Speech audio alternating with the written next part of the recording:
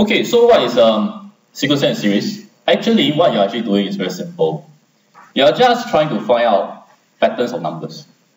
Let's actually write down some sequence of numbers. Let's say that you have something like this. Okay, this is what you call a sequence. That means numbers are like line up. Each of the number itself have a position. Understand what I'm trying to say? Understand what I'm trying to say? So what are you actually doing is you are just looking at patterns of numbers.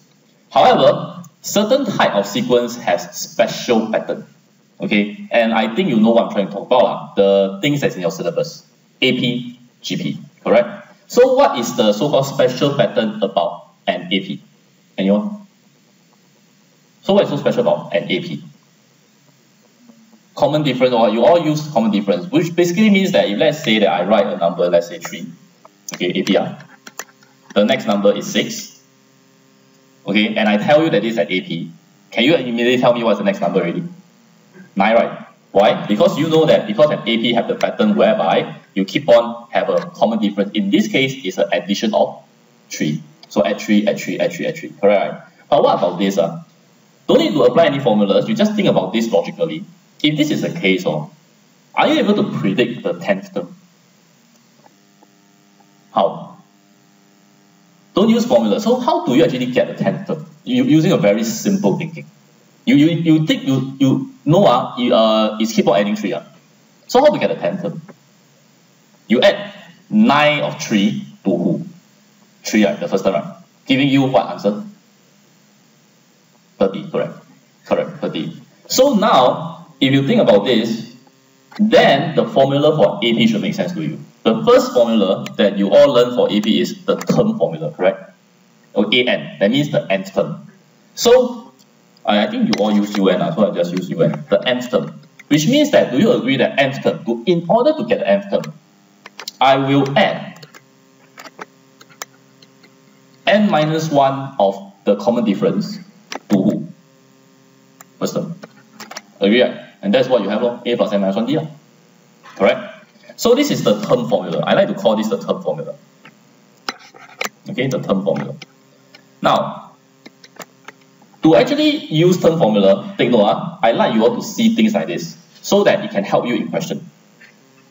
For this A, I think you all know it represents the first term. Okay? Then the D, common difference.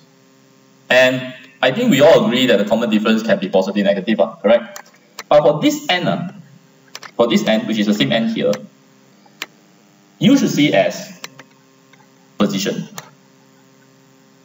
Okay, with respect to the first term.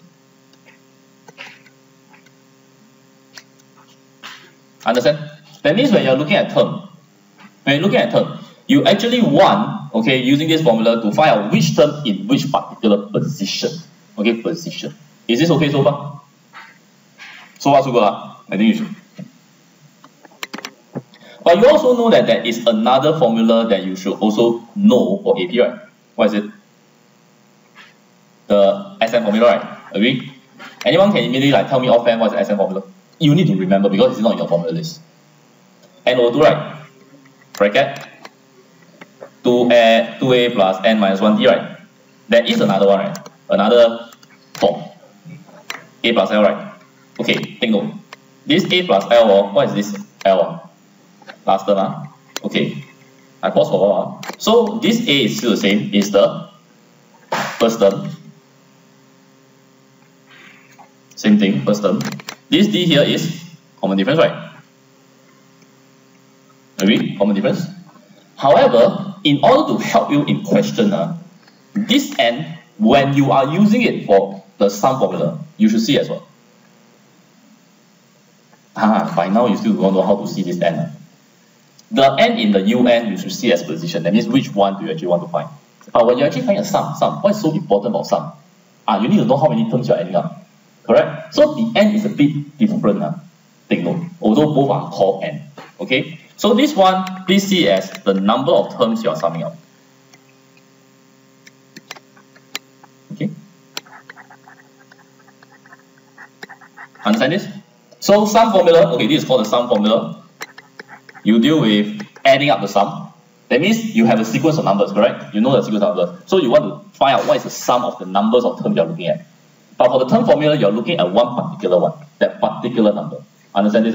So it's always term sum. And in exams, you need to know whether this question is asking you about for a term, or is this question asking you for a sum. Then from there, you can systematically work out which formula you should apply, and then how to apply it.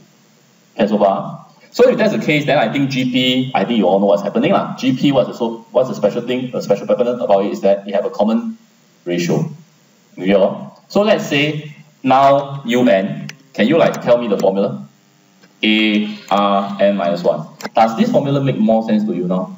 Because if you want to find so-called the 10th term, how many common ratio you will multiply to the first in order to get it? 9 of them. Make sense? Okay, so again, same thing.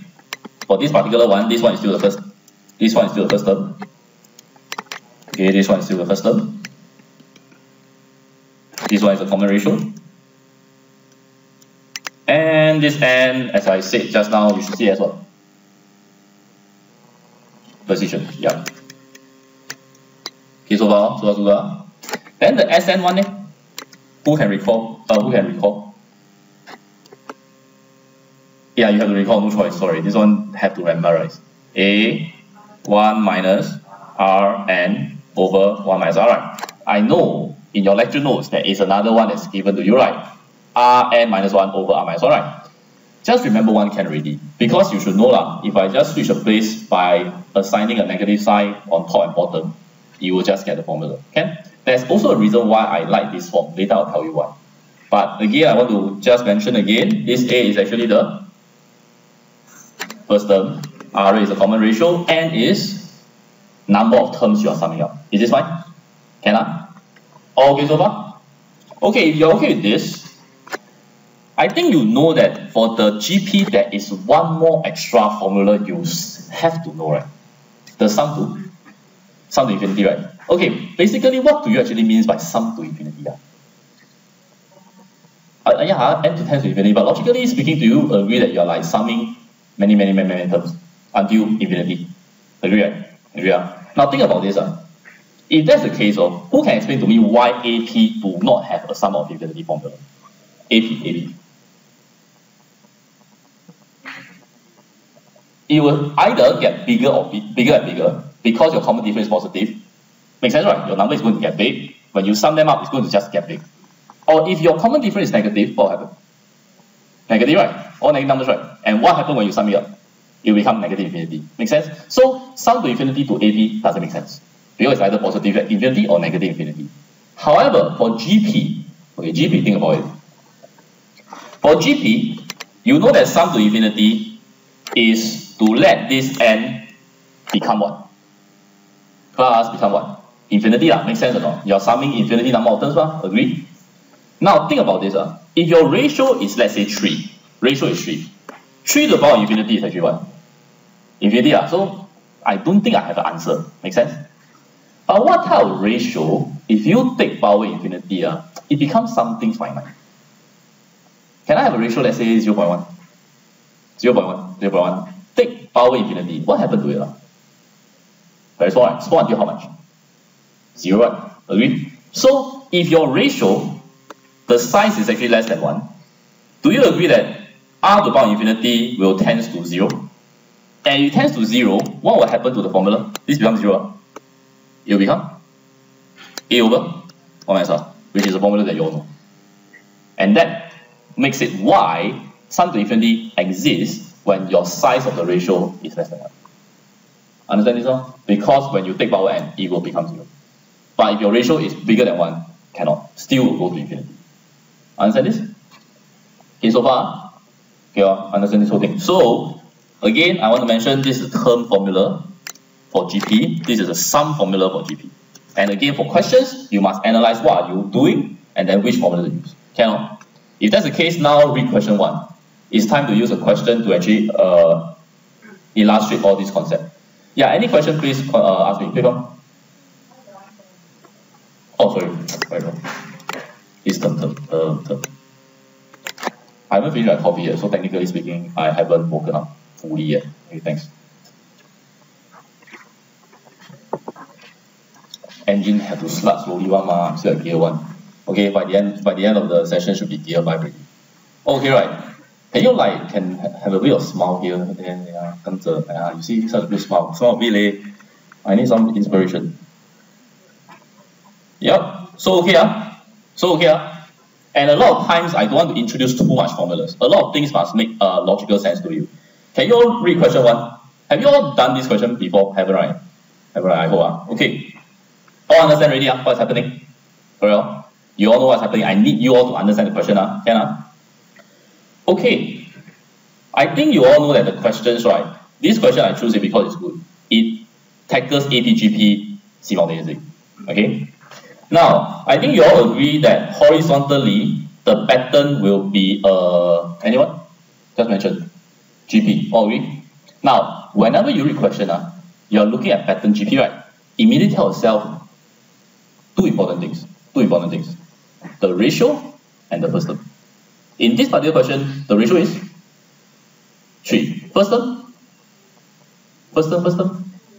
2? No, yeah, 2. Okay, then the vertical move is an AP, right? Common difference, 3, first term, 2 as well. Can? Okay, now think about this. You are supposed to find the coordinates of P. Coordinates. Okay, if you read the question, coordinates. The coordinates form will actually have 2 coordinates, right? The x coordinate and the y coordinate, which means that you have to find both in order to create the coordinates for P. Agree? Agree? My question is, should I use the sum formula or the term formula? Yeah, it is how you analyze question 1. Term or sum? Sum, right? Agree why is it sum?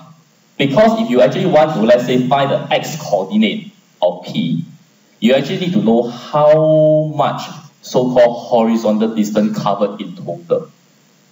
Agree with me? And if you are supposed to find the y coordinate of P, you need to find the total amount of vertical distance covered so that you can find the coordinates. So do you all agree that to actually solve part 1, I need to apply sum formula? Agree so far? Agree? All agree?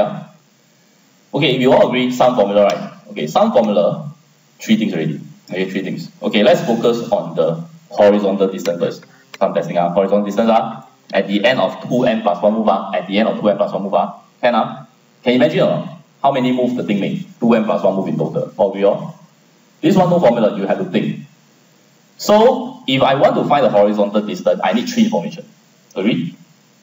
The horizontal distance you all tell me already is a GP, correct? So 3 information that I want from you is very simple. Number of terms, common ratio, the number of terms, common ratio, first term. Okay? First term you already tell me is 2. Agree? Common ratio is how much? 3. R equals to 3, A equals to 2. How many number of terms am I actually summing? Which, if I refer to this question, how many moves have I made horizontally if in total there's 2n plus 1 move?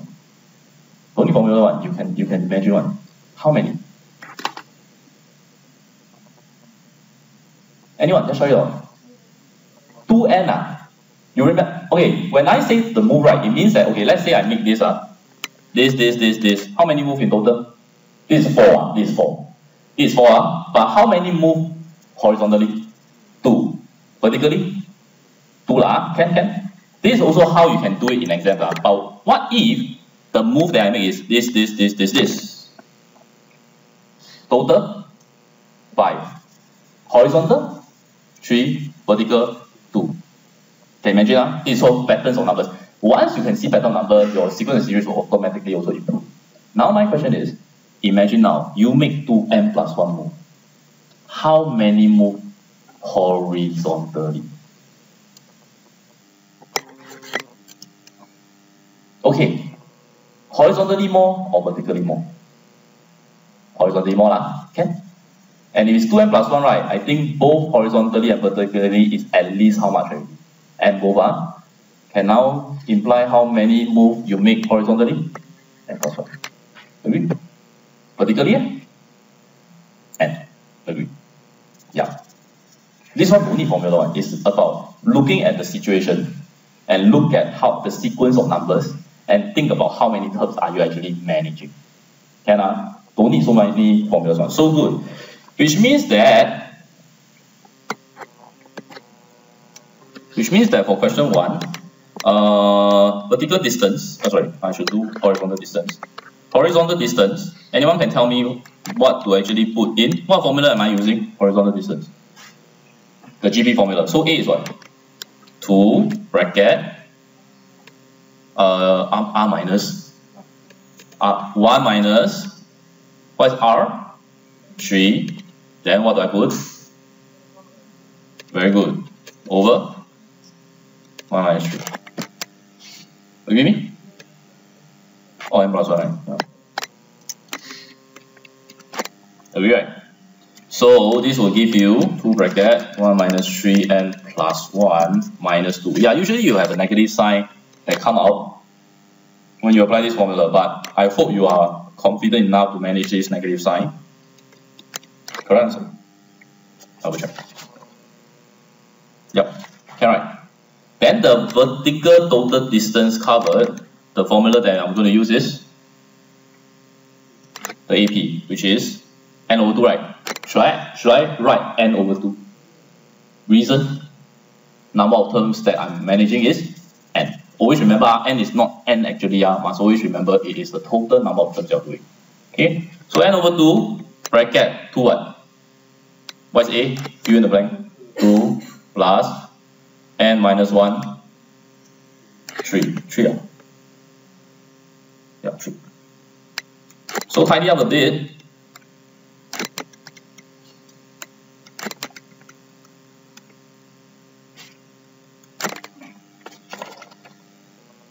Okay, which means that the coordinates of P, by the way, because the question asks you for the coordinates of P, you will have to write it like a coordinate form, which is like this.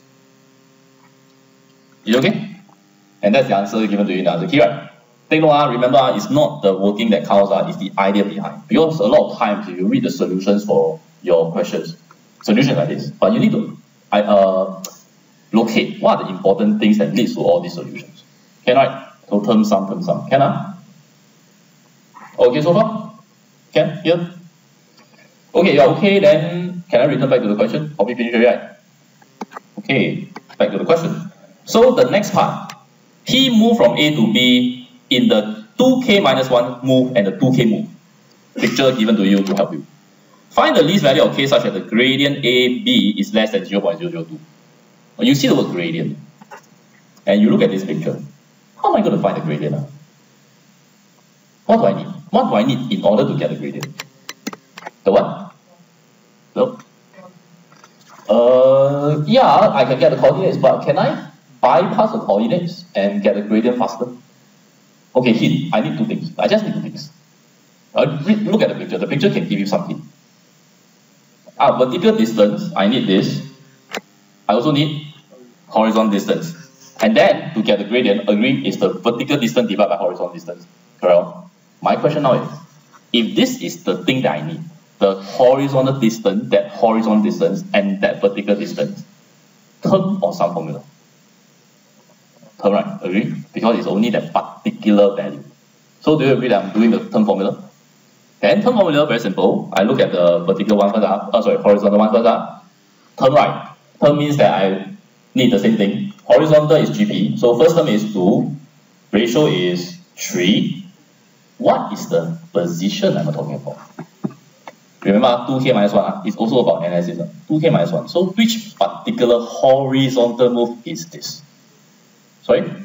K. Good. The vertical one? Where? The question got same? Where? Oh, yeah. Then the vertical one? K. Agree or not? Okay, why is it so very simple? Total number of moves is how much? 2k. 2k, agree? So, the last vertical is the k vertical move. The last horizontal is the k horizontal move. Make sense? Agree or not? Agree? Yeah. Okay, let us repeat a bit more. In this question, it's all about looking at patterns, looking at numbers. In this particular question, right, let's say you make 11 moves in total. What is the last vertical move? No. Repeat. Total is 11. What is the last vertical move? Which one? Which vertical move have you made? The last one. 10. 10 move is in total. That is the fifth one. Fifth vertical. Horizontal, the 6. Understand this? Understand this? This is what I mean by looking at the pattern. Okay, right? So KK each is okay. So if it's KK each,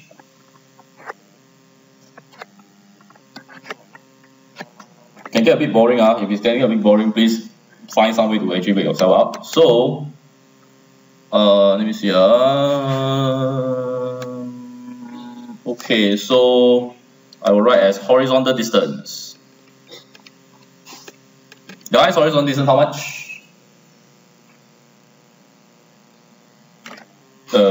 Which formula am I using? From GPR 2 times 3 to the power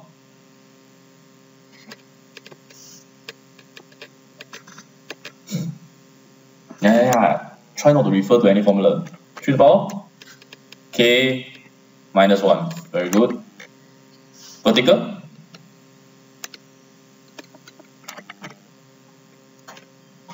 Two plus, you can try it out, 2 plus.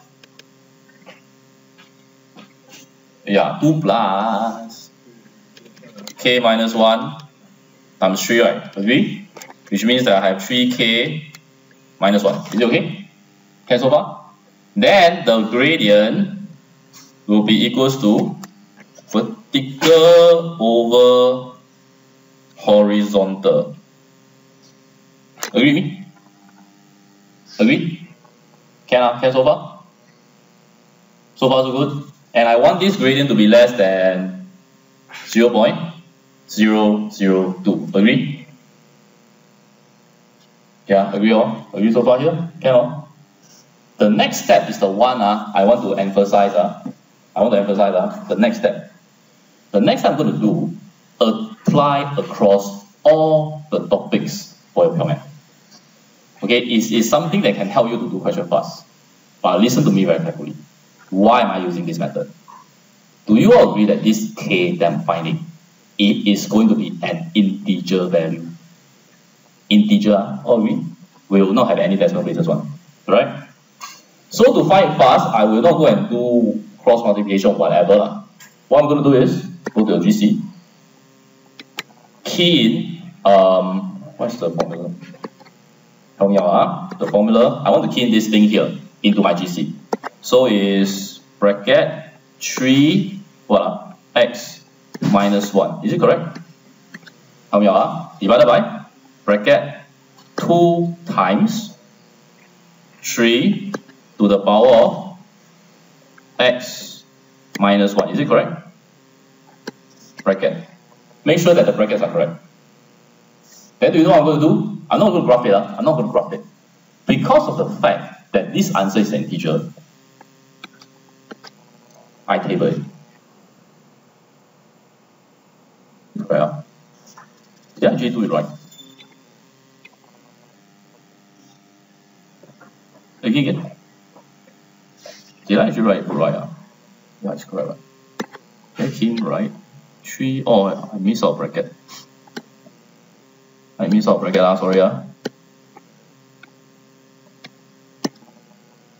Okay, enter. I table it. So which answer is it?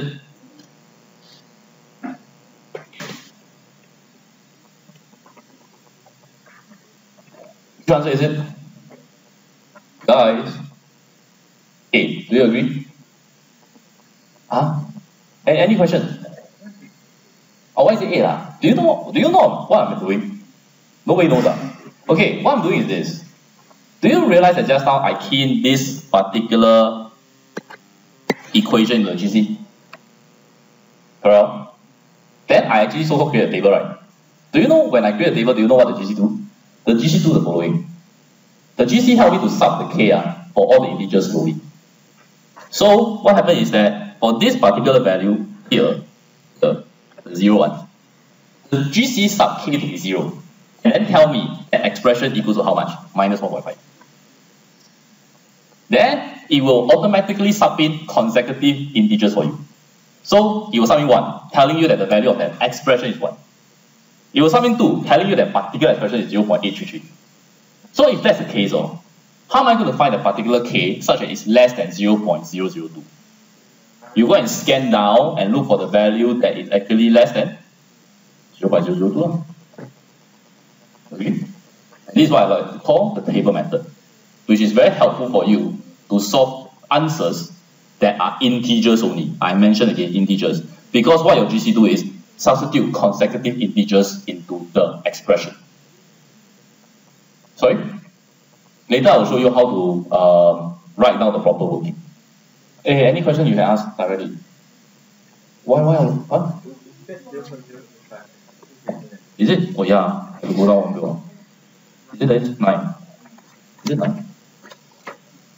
Yeah, it's 9. Yeah, thanks. Sorry, sometimes I'm still not completely awake yet. Is it okay? Good.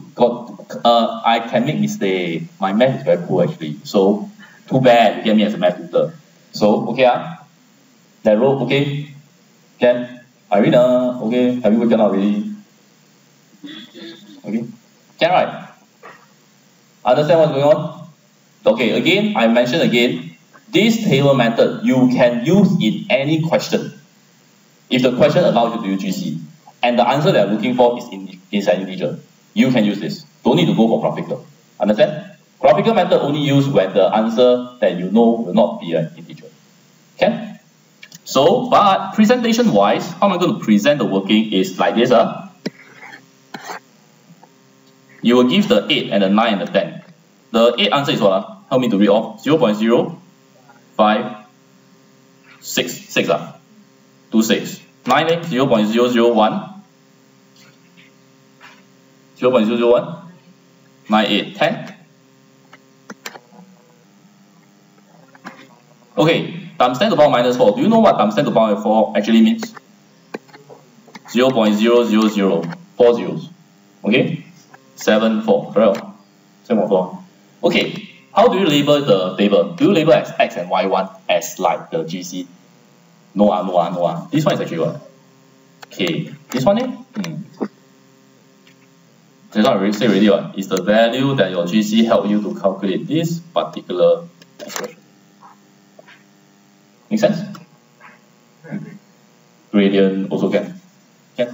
So therefore, this k equals to 9. That's it. That's it. If you all use graphical method, you will sketch a graph. Can? Yeah. You have to do out certain working. You cannot just say IGC. No. Okay. Can? Is it okay? So done. 8 marks. That's it. Next question I'm going to do is question 4. For those who have finished question 1, read question 4. Question 4, I'll mark it down. I like to call this type of question interest type of question. Interest. That means like bank interest type of question 1. And whenever you do this, right, the working is going to be a bit complicated. I think during tutorial, one of the questions that you find very hard to understand is this type of question. Correct? So I will show you again and how to actually apply the idea. Okay? That's right. Fine. Okay, please read question 4. Okay? After you finish question 1. Your question 4, these are interest questions, only also depend on AP GP. Actually, more to GP lah. More to GP. Okay? So question 4. Okay, so understand what's going on because you have to read carefully.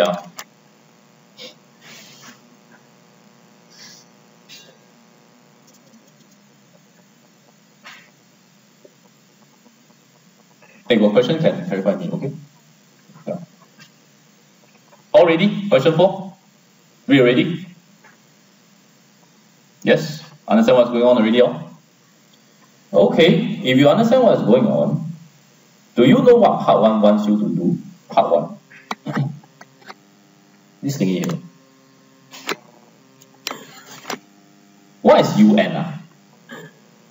If you read the question, UN is the amount that is still owned by John at the end of N year. The UN minus 1, is the amount he owe in the N-1 year. That means previous year lah, previous year. Can. So how am I going to get this K and why the hell that 12,000 come from? Well, think about it. If you read the whole situation, let's say this is the amount of money he still owe in the N-1 year. Correct? N-1 year, the bank statement come already. This is the amount of money you still owe me. Yeah? He will start to pay back, right? Pay back how much? 1,200 per month. Is it per month? Or 1,000 per month. Which means that in total for 1 year he will pay back how much? 12K. So pay back. So the bank receives the amount. Got it already. But then he will still owe the bank some money, right? And then the bank will give him another statement at the end of N years, right? What will be the amount on that statement? How much will you multiply to this amount? 3? 1.03? 0.03? Which one? Yeah, 1.03. Because remember, I want the actual amount. When I want the actual amount, it must be 100% plus 3% interest, giving you 1.03 in the factor.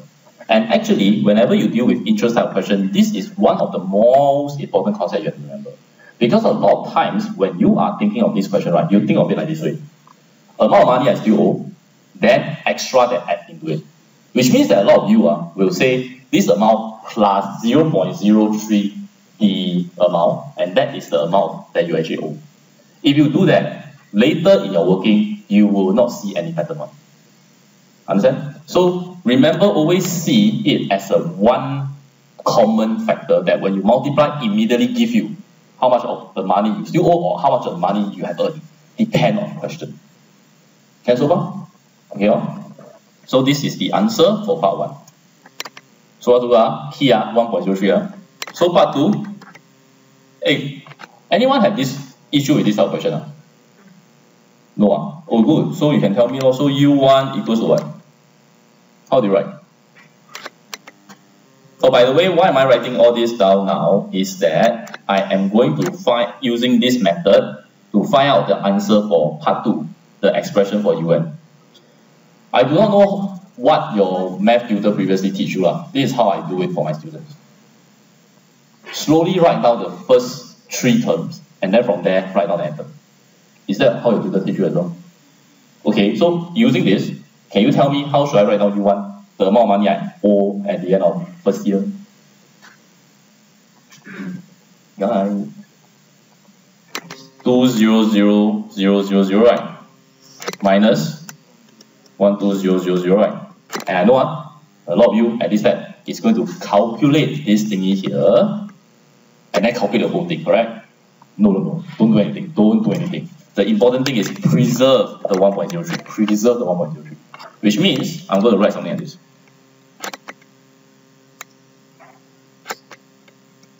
You can see I am not doing any calculation. I'm preserving the 1.03. Okay? Next up. How to find out U2? This amount of money that I still owe, right? Correct? This amount of money I still owe. I'm going to pay back 12,000. Then the bank will go to charge me 3% interest. Can you see how I write? Okay. Which again, I open up and I'm going to preserve the 1.03. Important thing.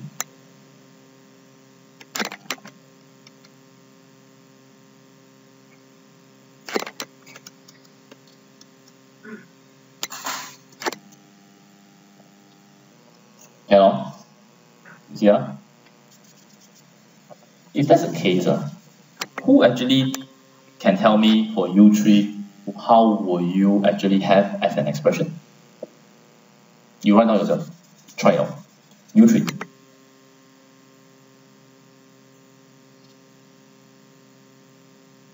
I never hear LT5 can be so quiet. U3. Sebastian. Have the pattern for U3. Try out. Wow, very long silence. This is bad. 窗子 have or not? Read out lah. Come on. Good. 1.03 cube bracket. Very good. Very good. Very good. Yeah. Yes. Good. So this means that I think you can all see the pattern already, right?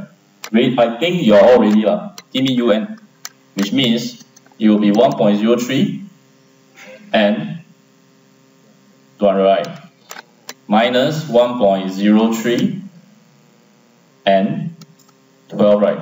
Alright? Then minus 1.03 and minus 1, 12, of course, cannot write everything, dot dot dot. What's the last one?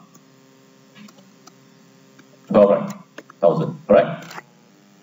Okay, and there is something here that you should see certain pattern. Do you see any pattern here? GP, right? There's a GP there. But where is that GP? It's from here until there. Agree? And because everybody is negative sign, okay, if you want one more extra step, because everybody is a negative sign, when I actually factor out the negative sign, it will become a sum of GP.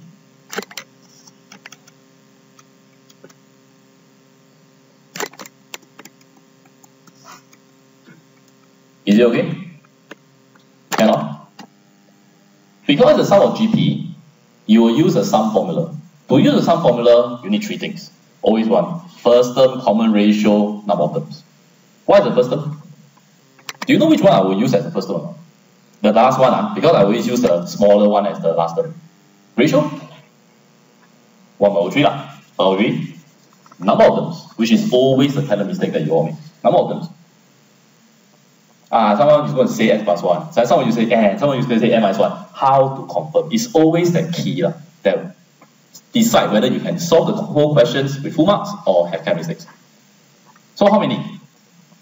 N. But how do you know it's n? Oh, because this last one is n. Yes. U2, 2 term. U3, 3 term. UN, n terms. That's it. Another way you want to see is, can you see the power of the 1.03? The power of the 1.03 starts from 1 and with n. Counting principle, n terms. 1, 2, 3, 4, all the way to n. If the last term here is 12,000, then the number of terms there should have been n plus 1, because the power is 0. 0 count to n plus 1. Understand this? But it's actually don't need to do all this mathematical calculation. You can just look at the pattern. U2, 2 terms, U3, 3 terms. Sometimes U2, 3 terms, U3, 4 terms, which means that UN, n plus 1 term. Just by observation, you will be able to get it. Can or? Can? Sebastian, is it okay? Can you give me the way to actually calculate this sum of GP?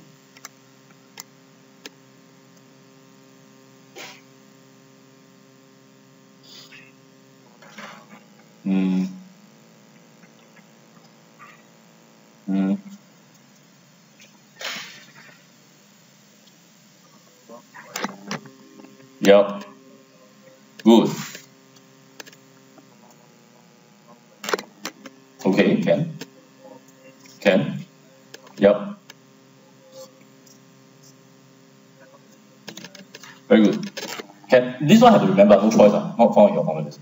So, can. Giving you the answer as how much? Okay, you work it out and see whether you actually get the answer given to you in the answer key. Is it okay? Okay.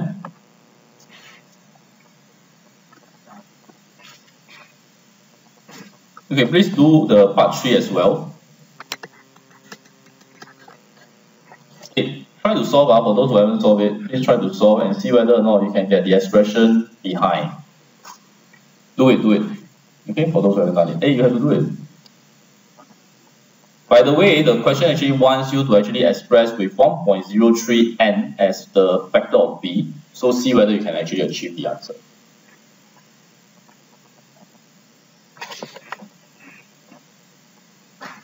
Yes, Lynette, what happened? Okay. Oh, this is like a movie theater like that.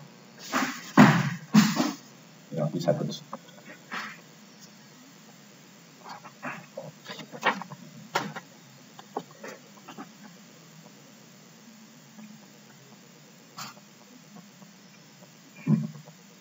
Class okay?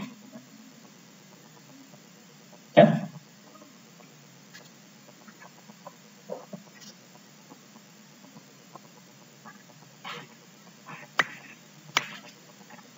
Okay, for part 3, can you all solve as well? Part 3.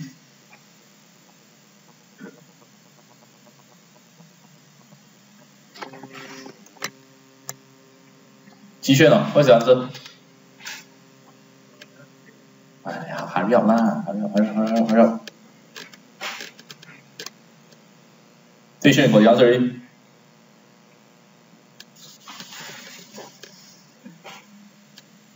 大家快点哦，反向翻译啊。Yeah, okay. As in like, yeah, means have lah. So what's the answer? 33. Oh, part 3 ah. Actual answer is not 23, right? I want the value that's not rounded off yet. Because later I need to use it. Yep.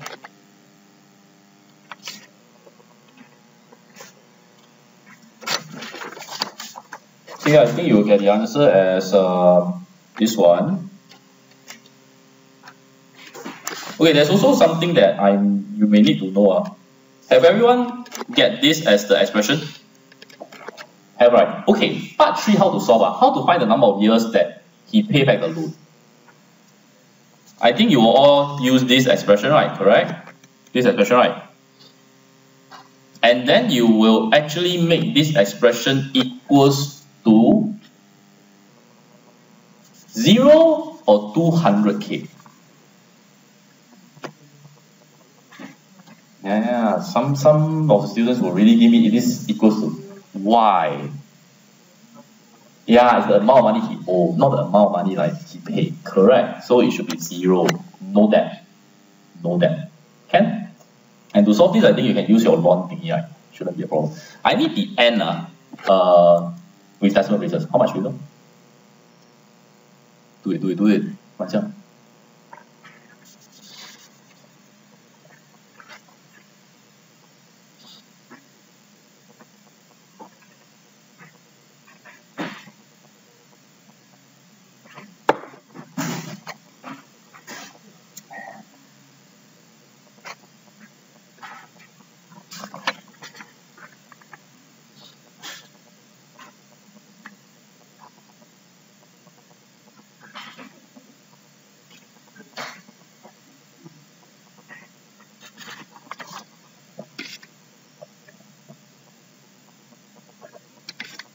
Anyone have the answer?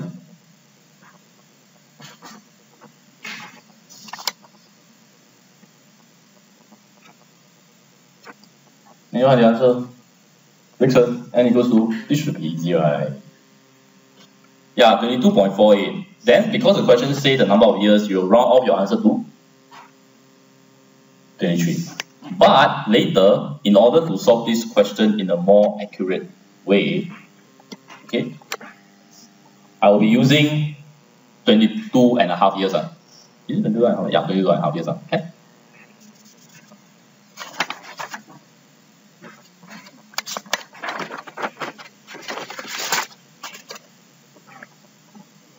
Okay.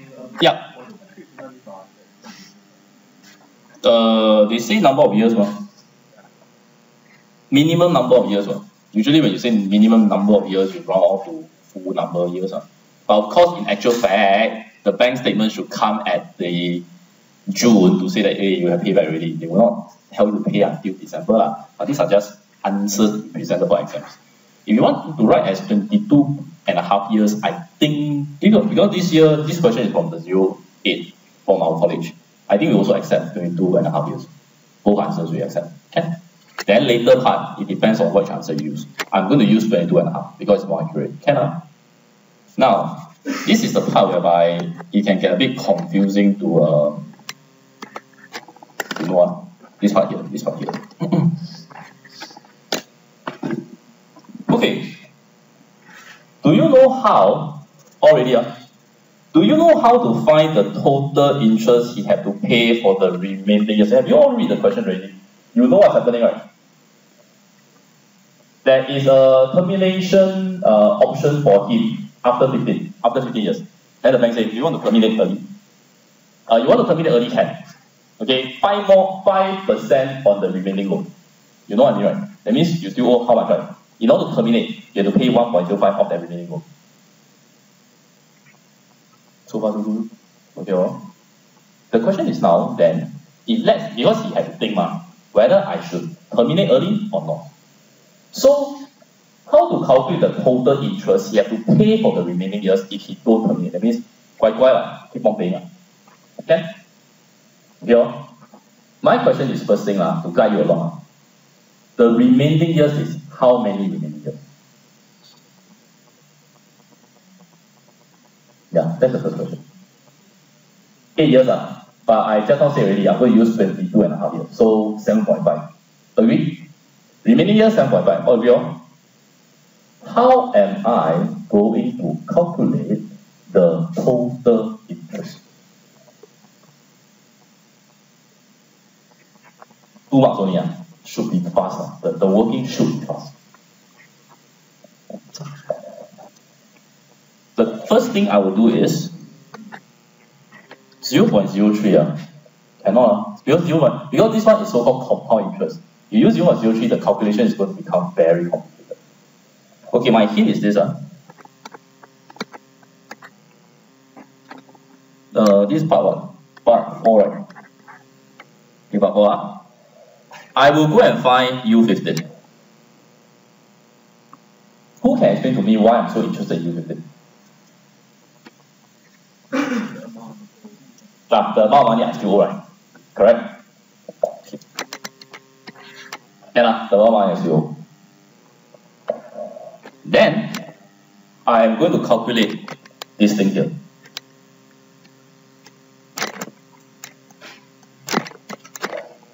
Do you know what is this calculation?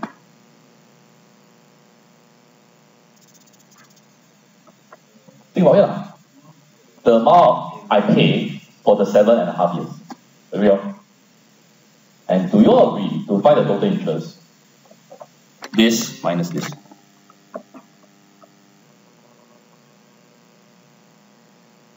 What is the definition of interest? The extra that you pay. Make sense? U15 is the amount of money I still owe you. I know how much I'm going to pay you at the end. Will I know how much I extra pay you? And that's the interest. Understand? Okay? So interest, please think sometimes in a more basic way. Like just now, Ban say, you have to use 0.03. But it's compound. Once you deal with compound interest, doing this calculation is going to become very complicated. So how to do it? Always think at the end. How much do you owe you? At the end, how much are you going to pay you? Extra will be the interest. Okay? So if this calculate, the answer may be a bit different from what I give you. So please check with your friends. Okay? I hope it's the answer I give you at the back. Alright? Okay?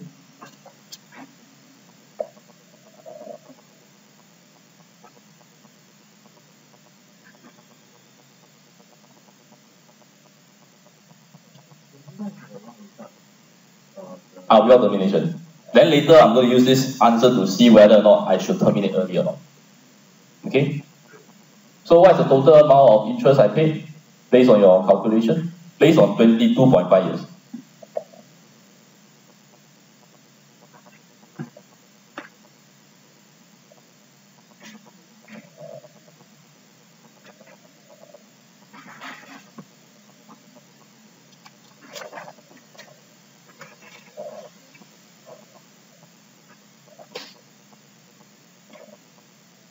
What's the amount here? Anyone have? Yeah. Is Is it the same as I give you at the back of the answer key? A bit different or the same amount? Good. So I give you the correct answer key. Based on 22.5 lah. If you don't based on 22.5, the answer will be different. But it's okay lah. Can? Okay.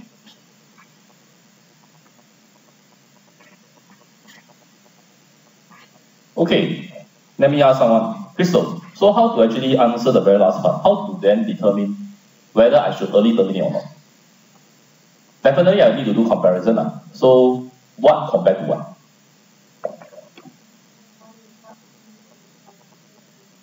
Yeah, so what do you mean by 5% of the remaining? So you're going to do 5% times what? Which is U good. Which means that you are just going to calculate 5% of U15, which is the extra interest, and then compare this interest to this. Which one is less? Decide whether you should be terminated. Make sense? Huh? Okay?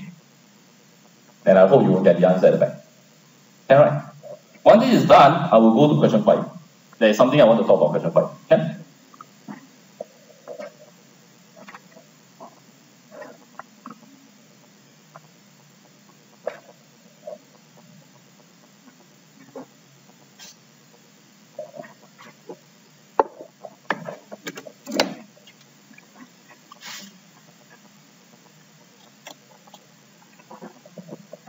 You only need a short 2-minute break. Okay, short 2-minute break. Then, but for those who want to go to washroom, go to washroom. For those who are like staying here, read question 5. Why I choose question 5? Because there's certain things you need to know about these type of questions. Okay? And of course, think about GC. You want to see how many of you know what to do with the GC when you deal with reverse formula. Wait, 2 minutes. I will start off at 9:55.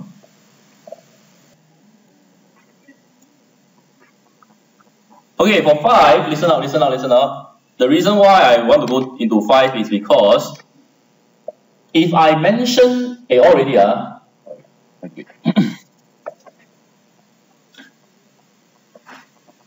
You can talk first. If I say recurrence formula, recurrence relation, please don't do this to me.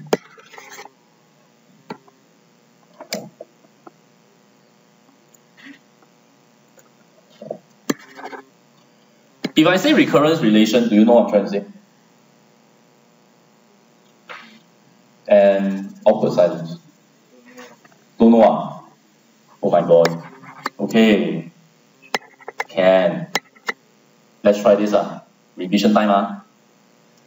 I tell you that there is a sequence of numbers that is defined by this. I give you the first term as 2. First term 2. Who can tell me what is the next term?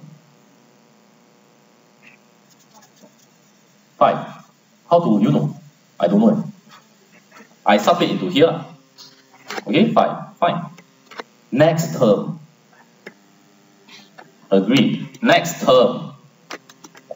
Do you realize that I keep on using that formula? Because if you think about it, yes, a lot of you is going to see this formula as un equals to 2un minus 1 plus 1. But the way I see it is this.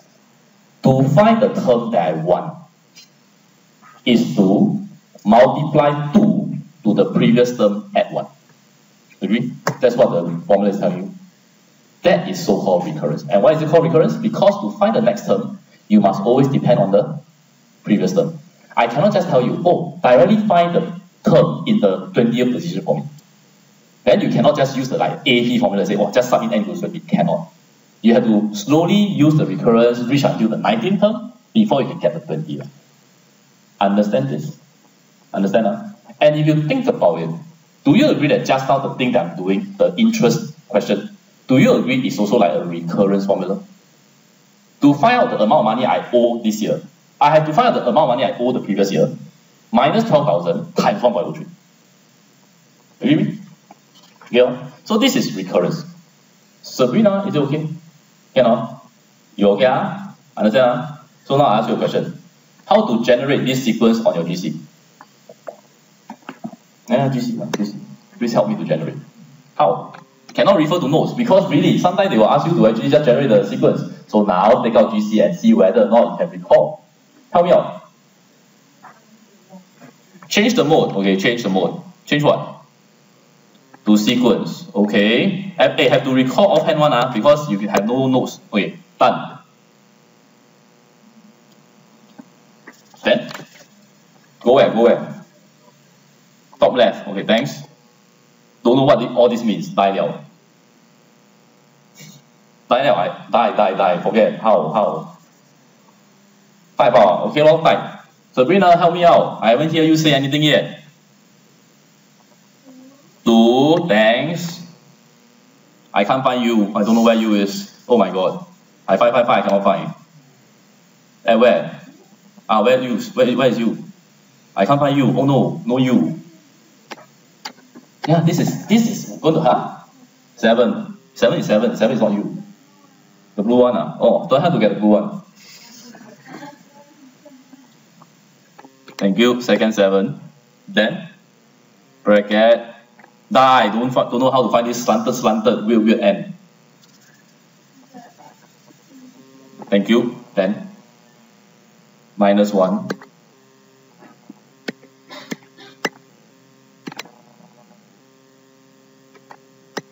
Anything else I need to adjust? The second one, what do I keep? 1 2, 1, 2. Why I keep this as 2? Yeah, the first term. This is the first term. Good. So then where to go to actually get the sequence? Graph Table graph. Okay, can wow, send me all the sequence top. Is it okay? Understand? Is it okay? So this one have to recall offhand. There is 1 year the A level actually asked this. Find out the 6th or 7th term for a recurrence formula. So for students who do paper and pen versus students who do GC, you should know who is much faster. Yeah? Okay so far? Okay. So we are okay with this, then I go back to this question 5. A un equals to 2un minus 1 plus 1. Guys, how to show the thing that the question 1 need to show? This one here. This is the thing that you are being told to do, right? Anyone suggest a way to do this? No idea. Must try. Let's say this question given to you in exams. What will you do?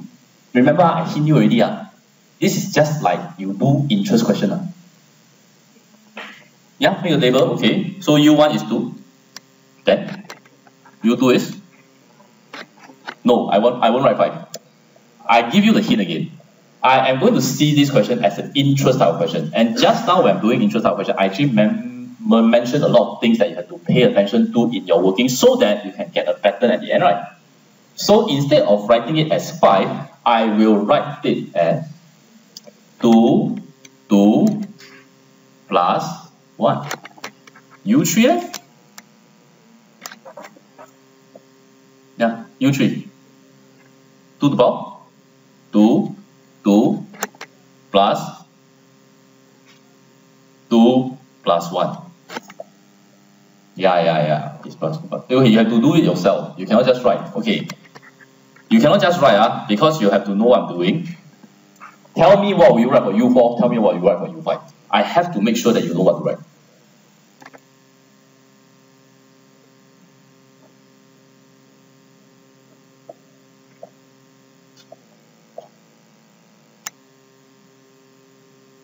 Okay, this one is equals to 2 square plus 1. This one equals to 2 cube plus 2 plus 1. What's the next one?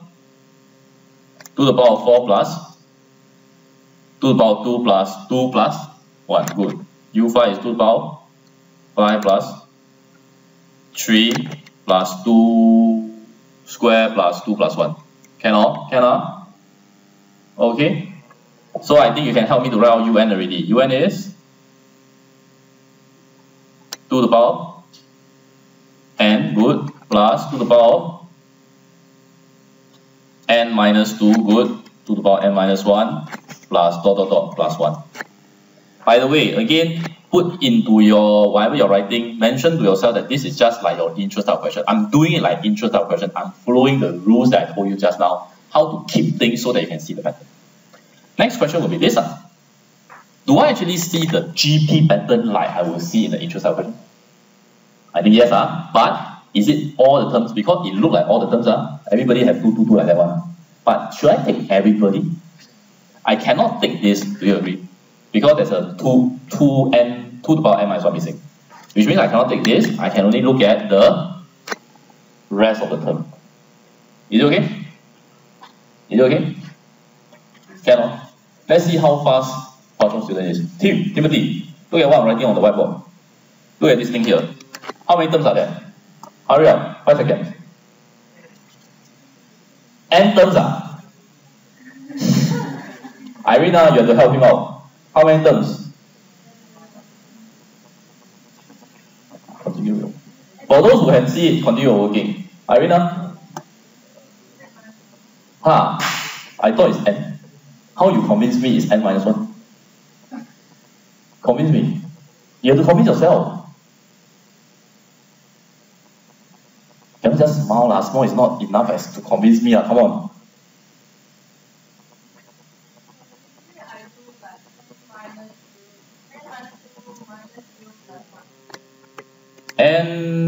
Where? N minus 2 minus 0. Where does the 0 come from? Like that. Oh, sorry.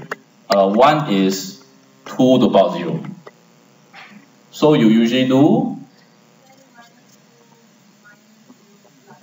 counting principle. Okay, can. Yeah. Okay. Yeah. So there's n minus 1 term there.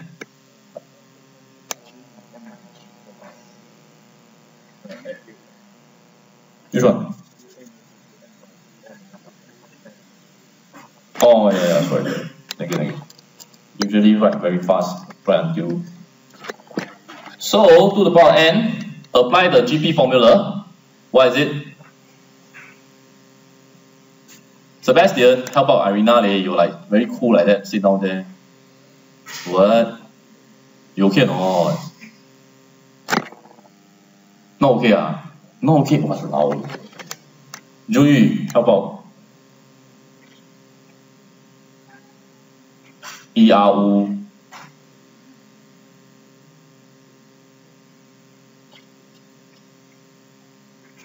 One, yes.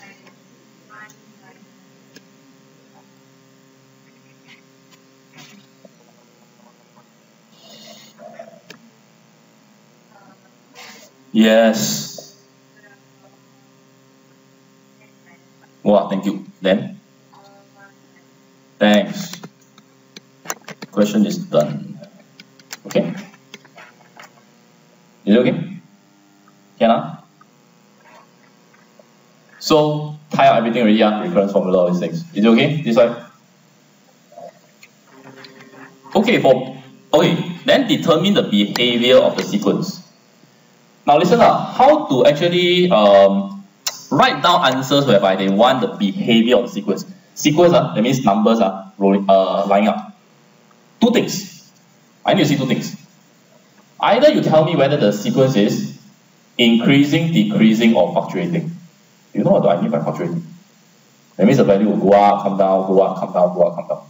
So three things: increase, decrease, or fluctuate. In this sequence, increase, decrease, or fluctuate. Fluctuate. You sure? Increasing? Agree. So it's an increasing sequence. This is the first thing you have to tell me. Second thing you have to tell me is long-term behavior. When I say long-term behavior, basically mathematically, I'm just saying that if n approaches infinity, it will approach for this particular sequence. I think quite clear lah. 2 to the power n plus 2 to the power n minus 1. N approach infinity, the whole thing will just go infinity. Which means that, how to actually say is un will increase to infinity. The two things that I just said just now. Okay? If, let's say that you see that the value is like fluctuating and they have a limit, you will just say UN is will fluctuate and tends to, what's that, whatever value. Why are you all, am I pronouncing correctly or what? Sorry? Nothing. Did I actually pronounce it correctly? I know my English not that good, so yes, no, maybe. Don't sound like that, I'm very scared.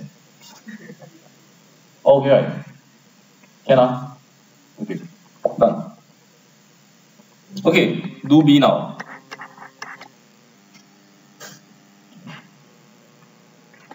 I have another recurrent sequence. Is it okay? This one, please mark out because this question is quite popular. You're being told that as n approach infinity, xn approach alpha. Is it okay? Cannot? That means this recurrent sequence has a limit. Class, how to find the limit?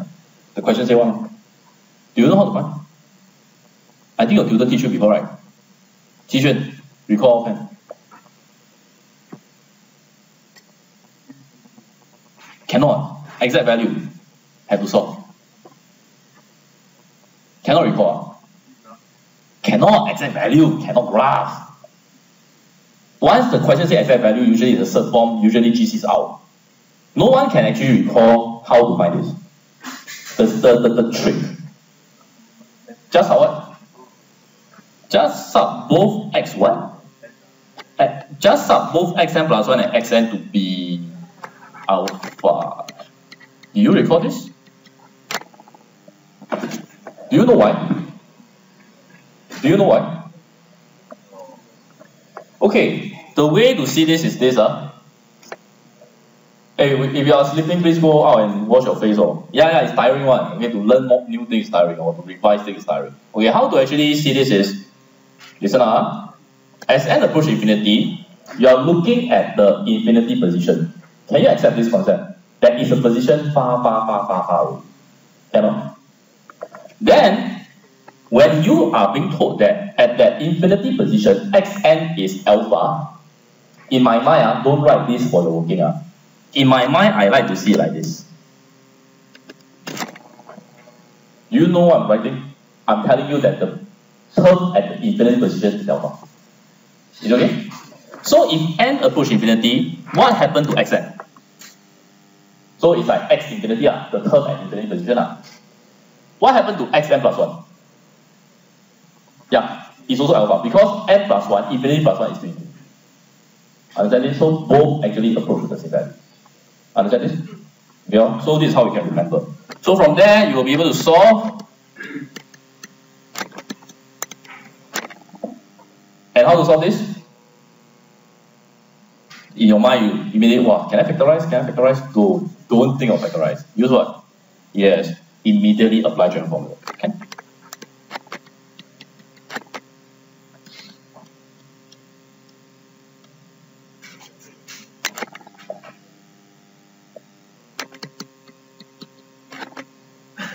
Square root what? 28, is it? Then I can simplify to 2 plus minus square root 7. Good. And I'm done. No, of course not. I'm not done now. No, for this question. Is this the final answer? Yes, everybody so happy. No, you still don't get full marks. You know why? Again, you have to reject or actually write down somewhere. When you want to find limit, right? How many answers can you only have? One. Limit only have one limit. You cannot have two limits. One. So which one? How to decide? No, actually not GC. I don't need GC. Do I need GC? 2 minus square root 7 is how much? Can. This one don't need. Reason being that I can just immediately conclude this. Do you know why? 2 minus square root 7 is actually less than 0. And this sequence that you're dealing with, if you read, positive numbers. Positive numbers can only have positive limit. Yeah. Is it okay? Yeah. So done. Okay, the next part, you have to follow me carefully. The next part, the part 2. I don't know how your previous tutor teach you to solve this. For these are questions, please try this method out. Is it okay? Yeah? Ready? All ready? A few things to think about. First thing is this. Do you know what the question wants from you? What to show? What are you supposed to show? Show. What are you supposed to show?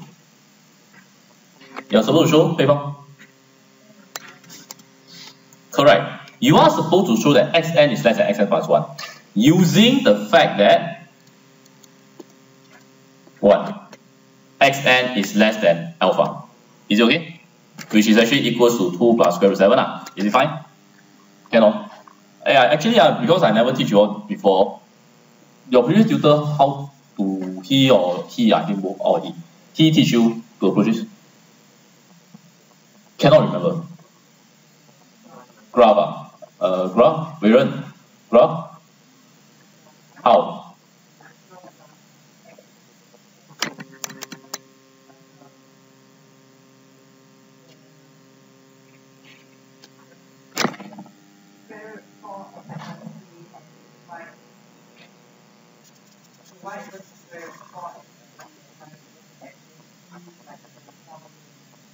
Which means that your tutor teach you 2 graphs. Is it correct? From the way that you describe 2 graphs. On the GC there must be 2 graphs. Don't need. I always want only 1 graph. The way to do it is, to show this, I will shift everything to one side first. That means this is my target, this target. And how to achieve this target?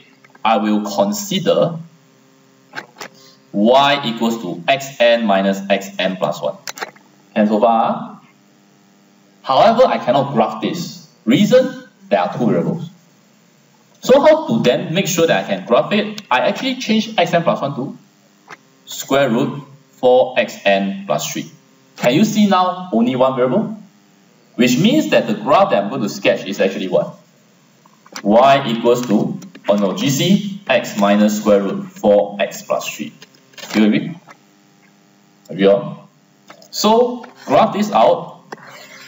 You can call your x-axis xn because you're sketching this graph. Is it okay?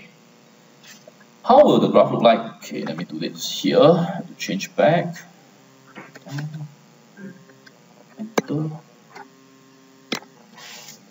Okay, what is the graph? X minus square root, what is it? 4x plus 3. Correct? Okay, graph it. Usually you should go and get this because you'll be in the standard window, something like this, correct? Is it okay? Then you will actually go back to your solution and then sketch something like this, right? Is it okay? But there is one particular point you have to include into your graph. Do you know which point this is? Sorry? It's the limit. It's actually in this question, alpha. Do you know why this is alpha? Just now, how do you solve alpha? You solve it by saying that alpha minus square root 4 alpha plus 3 equals to 0. Just now you solve alpha like this, right? Do you agree that it's basically the x-intercept for this particular graph? Make sense?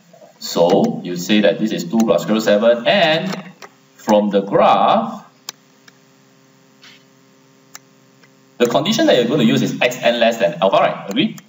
When xn less than alpha, what can you say about y? Very good. Which means that have you achieved xn minus xn plus 1 negative? Then have you achieved the thing that you actually want to show the marker? Understand? Okay, one graph. And to remember, shift everything to one side. And usually sometimes it's more, sometimes it's less, depends on question. But this is the general idea to go. Can so far? Okay.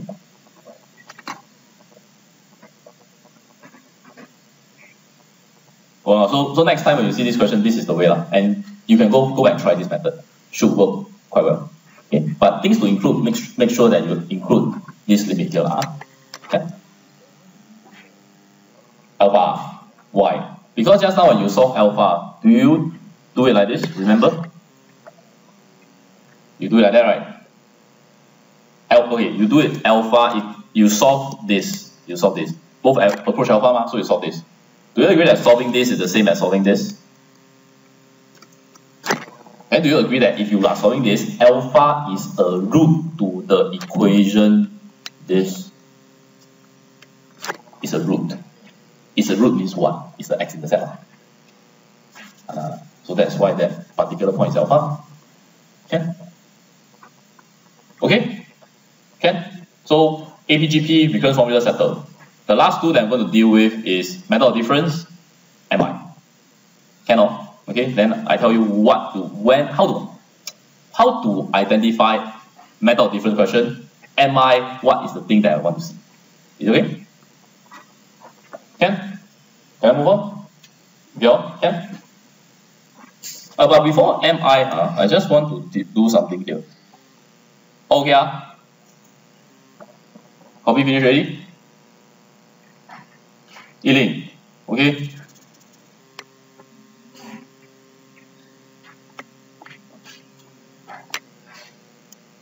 Okay, before I move on, first thing first, is everyone here comfortable with sigma notation sign? If I write this down, do you know what this means? It's a sum. What is a sum? 1 plus 2 plus 3 plus 4 plus ... until n. And I think you all can see that this is a special sum, right? It's a sum of AP, right? And the formula is actually n over 2, 1 plus n. Remember? N over 2, first term, last term. Yeah. Now, why am I doing this? Listen up. If that's the case, can anyone tell me how am I going to find the answer for this?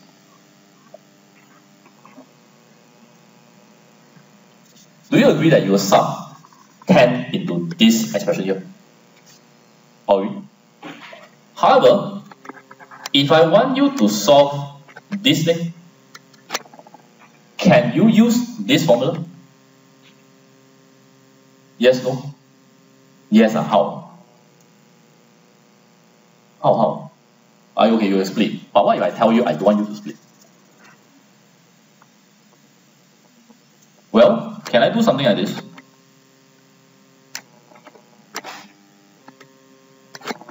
I want to change your error. To change your error, I think Xie is noting your head. I'm going to replace R by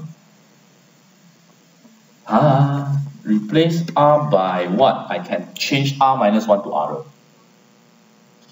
0? Really? You are doing this already? No. I want the replacement of the R. Okay, that means to change this sigma notation to this, whereby the formula change from R minus 1 to R, it is like replacing R by R plus 1. Okay, you follow me first. If you can't later, then I will do some adjustment. R plus 1? R plus 1? Which means that we agree that below I will also replace this R by. So you have R plus 1 equals to 1, giving you R equals to 0. Agree or not? Is that what you're trying to say just now, that? Okay. So on top, n. How do you know it's minus 1?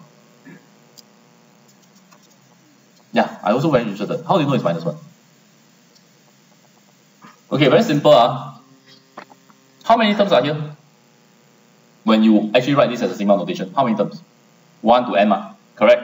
Now you reduce your R to 0. But do you agree that the number of terms will still stay the same? So from 0 to 1 give you n terms. N minus 1. Make sense? Okay, so this one become n minus 1. Okay, agree? Agree first? Agree first? Okay, okay, take note, listen up. Oh, good. Like that already. Can? Yes, I can use this formula now. I will sub n to be n minus 1. Agree or not? Not quite, not quite. Because in order to use this formula, I want to emphasize one thing. You must make sure, first thing, this one is the same. And you also have to make sure that one more thing is the same. Do you know what thing must be the same? The R equals to 1 must also be the same. Understand this? So, in order to use this formula, I have to change this R equals to 1. Change that so-called. But when I change the R equals to 1, do you agree that I'm lying? Adding in one term or taking out one term? Taking out one term. Do I know what that term is? It's actually R equals 0. So you're actually taking out R equals 0, which is basically won't affect your answer. But in some questions, it will affect. Understand this? Then from here, you can apply the formula to actually find out what you want. Is it fine? Okay, this is how you manipulate sigma notation. Can so far? So far so good, or you need me to explain again? No, if you need me to explain again, you can. Raise out your hand. This side. Understand what I'm doing? Okay, so far? This manipulation of sigma notation. Is it okay? Yeah? Yeah? Okay. Can I go on? I'm doing question I'm doing question 2 to show you method of difference. Of course I already tell you it's method of difference, but later I'm going to tell you why I know this question is method of difference. Is it okay? And so far, so after this I'm going to do question 2 already. 2.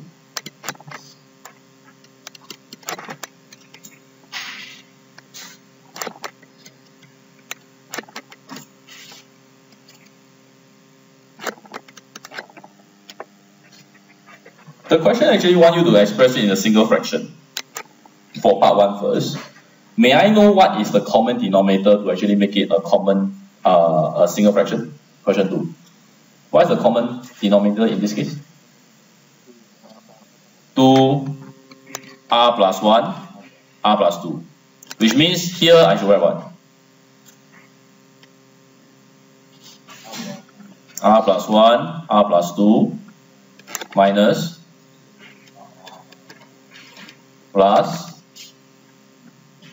r plus 1. Agree, right? That's what? I miss out. That's r. Is it correct? Okay. Okay. Don't copy wholesale. Do it yourself, because maybe I'm going to make some mistake again.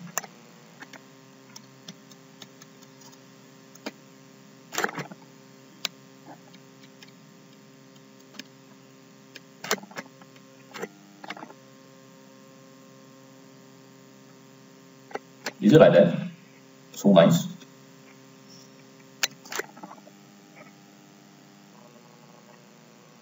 Double check, double check.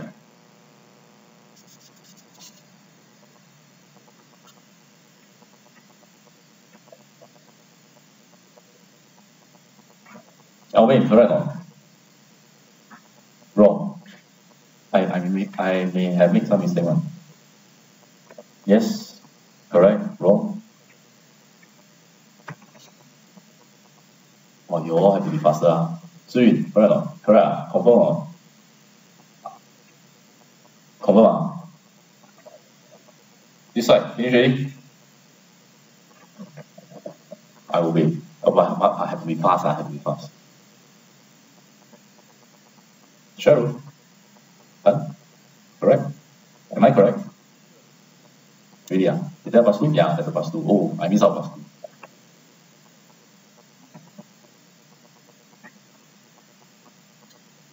No, right? Because the 2 cancel with the 2 in the denominator. Yes. Yeah. Can? Done already? Okay, all? Okay, here comes the part. So you are supposed to use this to find what is this? Is it correct?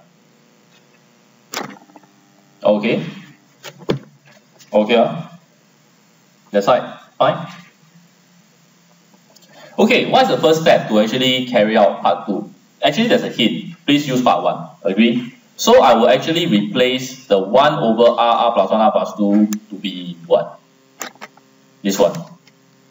Or reverse? Or reverse? Hint. here comes the part, listen up. Because in your lecture notes, you learn something. When you actually have a sigma notation, there is a few ways to go. You can split. When I say split the sigma notation, you know what I'm trying to say?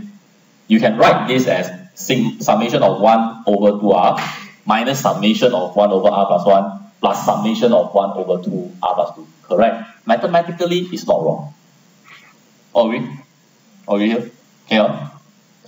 But the thing is this. How will I know that this is a method of difference question? Okay?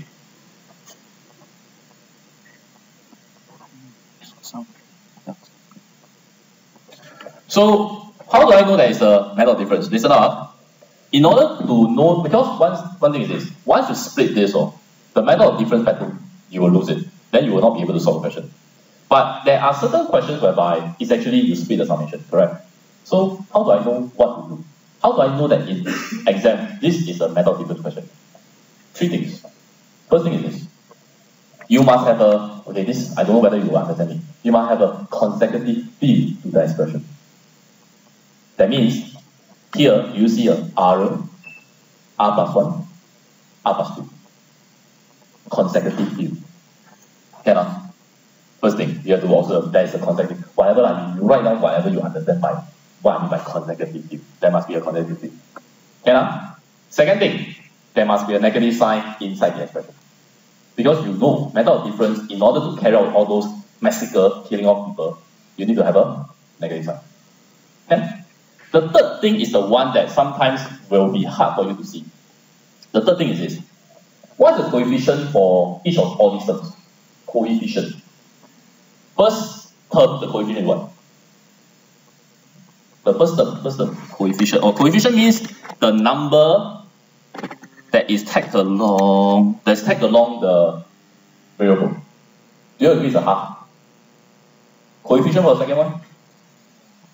Technically, I don't see as what? -1. Third one? Half. For method of difference to be carried out, the sum of all these coefficients must be equal to 0. Because it's only then you can start to kill off people. The third one is sometimes hard to see. Okay? But to decide whether it's a method of difference question, consecutive field with a negative sign. And so on. If it's a plus sign, confirm not, guarantee not, method of difference, you go and split or summation. Understand this? So if that's the case, I know that I have to do by method of difference. However, take note, you look at what I do for my method of difference so that I know I can cancel things off immediately. Now you all know method of difference you have to write down term by term. Agree or not? Alright? But look at how I write down my term.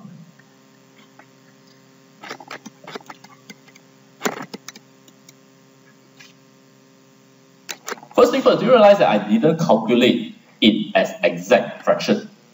I purposely leave 1, the consecutive field of the denominator, 2, 3, 4. Then do you realize that instead of writing down as 1 over 4, I put a half on top. Is it right? Okay. Why I'm going to do this is very simple, because after I write down the second row, do you agree with my second row like this? And listen up, there are 3 terms. And you know it's method of difference. There's 3 terms, 2 rows is not enough to start the massacre, killing. 1 more. 4, 5, 6, minus half, 1 plus half. Well, then you can see the killing off easier. 4, 4, 4, half minus 1 half. Understand? Compared to you writing out in exact fraction, you will not be able to see the cancellation so fast. So that's the reason why just now when I say method of difference, right, I say that try to see it as coefficient. And the addition of coefficient is 0. And precisely because it's 0, the cancellation can be done. Is it okay? That row, okay? Understand what I'm trying to say? So go back and read your tutorial, whatever question you've done before. See those type of questions that you know is method of difference. Try to see whether you see this pattern. Consecutive field, negative sign, coefficient add up to be 0. Is it okay? So, how do you actually finish off the working is, if you actually know that 3 rows start the first killing, you will end off with how many rows? Do you know? Huh? Your tutor never tell you, man? Okay, sometimes it's 6, sometimes it's 5. You don't know one. So my advice is, if you start the cancellation with 3 rows, you end it with how many rows? 3, 3, 3, 3. So that you won't miss out any terms. Understand? Because sometimes the cancellation can skip one.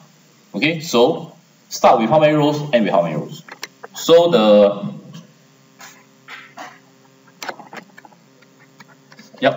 what? Start with 3 rows, end with 3 rows. Meaning,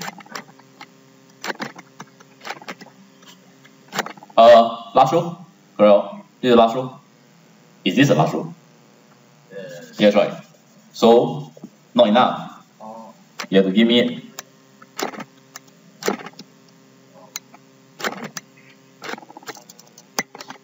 second last. Not enough. You have to give me the last.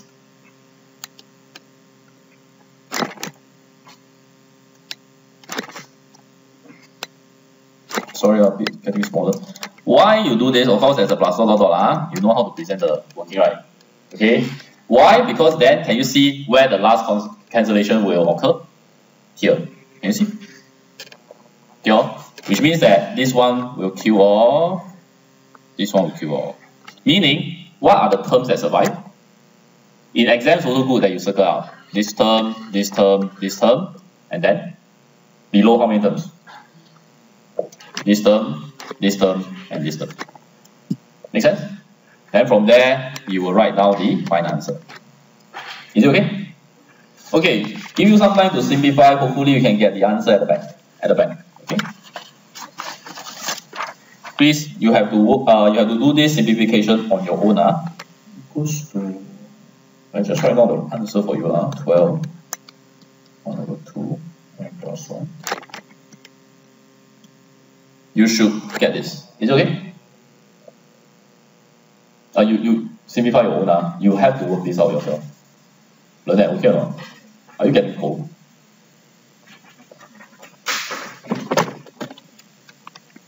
Yep.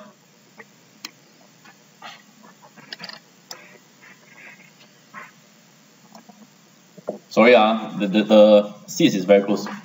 I cannot book LT2. The LTs are like booked for what parents conference. But some history, this is the very first LT in Hwa Chong. Since year 1974. Centers never change. Yeah, you are sitting on a 1974 thingy. Yeah, it's just for repainted only. It's still the same chair in 1974.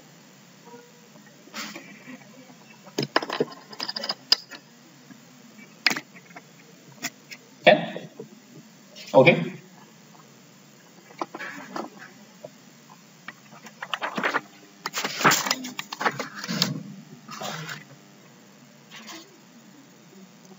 Hey, class, all ready? Now, there's a last part. There's a last part here. This one here. The hence or otherwise part. Is it okay? I will do it by the hence way. Because a lot of times, you need to know how to solve hence. Hence question means you have to use the previous one. Is it okay? Now, what do I have for the previous part is that I find out that this is equals to, what's the answer? 1 over 12 minus 1 over 2m plus 1 plus 1 over 2m plus 2. That's the question. That's the answer, is it? Is it correct? Help me to check. Is it correct? Okay. Listen to me. I want to use this formula. That's the reason why just now I purposely go through a small revision with you on sigma notation. In order to use this formula, I have to make sure that the left hand side, right? Just how I say one, the formula inside the summation must be the same. Correct? And not only that, I have to also make sure that one thing is the same. What is the thing that I also have to make sure is the same? The starting index r equals to 2. Agree or not? Okay, so let me do this. Some short working first. Listen up. How are you going to see 1 over r squared minus 1? You see a r squared minus 1. So how will you write this as? R, then R plus 1, agree, R minus 1, agree, I agree with you. And I think to hopefully see the relationship better, I arrange them in consecutive order. Is it okay? Like that. So what's so good? But you all know that I have to change first thing because my strategy is I want to make use of the formula from the previous one. So the very first thing I need to do is I need to make this become the summation expression, okay, totally alike as what I have in the previous one. My question is this: to do that, I have to replace R by R plus 1. Okay, agree. You replace R by R plus 1. I'm not going to write down replace R by R plus 1. You just tell me what should I write here, what should I write on top.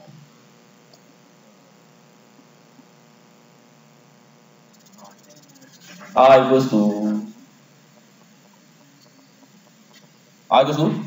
1, good. On top is actually n minus 1, good. Who cannot see this? For those who cannot see, I can explain again. I can try different ways for you to remember. All agree is like this. Okay. Oh, that's good. It means that I can use this formula, and then sum n minus 1 inside. Is it true? Remember what I said just now? Can I now use the formula? Not yet. Yes, I make it become 1 over R plus 1, R plus 2. Formula the same. But I just said just now, in order to use the summation equation that you got, one more thing has to be the same. Yeah, starting point. Do you realize that your starting point now is R equals to 1? So you have to make the starting point become R equals to what? 2, agree. Now when you change the starting point to R equals to 2, you are taking out terms or putting back terms. Taking out. Which term did you actually take out? Okay, tell me what is that term? 1 over 1 bracket 2 bracket 3. Do you know how I actually get this? You actually use this formula to take it out. Make sense, right? Can you now actually apply the formula to this summation now? You can. And then from there, the whole working will come out. Understand now how to manipulate the sigma notation sign? To use the equation for sigma notation sign, make sure 2 things. Formula inside is the same, starting point is the same. Then the endpoint is fine. The endpoint, whatever it is, you can use the equation to sum. That's it. Okay? Then I'll show. Okay? Do it and see whether you get the answer from the answer key. Rickson, are you okay? Your face look like. Understand or not? Don't understand can say one. Really? Maybe later I show you a question you can solve. Can okay. Solve it now. So this is just method of difference. Okay? Then from there, I will end off with MI using question 3. And then after that, I will do question 6 and interesting questions. And then we'll call it a day. Okay, can finish my code.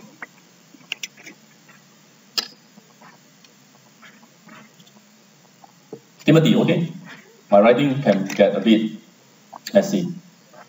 Can Irina, explain to you. Oh.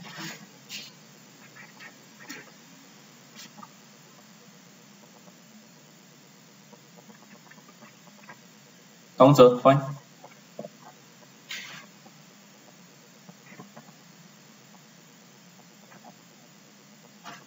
Hey, Gangzer, is Yoga also from CAT?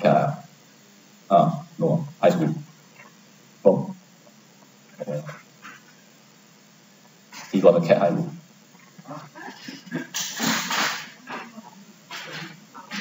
He got the CAT high big loop. Yeah. Don't tell him that. Oh shucks, I'm actually recording this lecture. Later I'm cut this thing. Okay, am I still recording? Yeah, I did. Oh no, I'm still recording. Okay.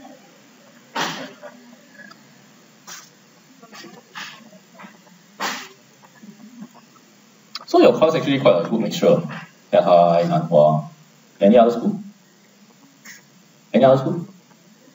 Where? No other school. Sida or Sida. Anyone else? Chongqing. Who? Portion. I need to recall the face. Okay. That's it. Senix. Who? Oh, yeah, from Senix. Yeah, no, that's Senix. Now I stay near Senix, so yeah. I don't stay in Senix, I stay near Senix. People don't like suddenly have that weird reactions. Okay? Okay, let's do 3. Ready? Okay, I need your help.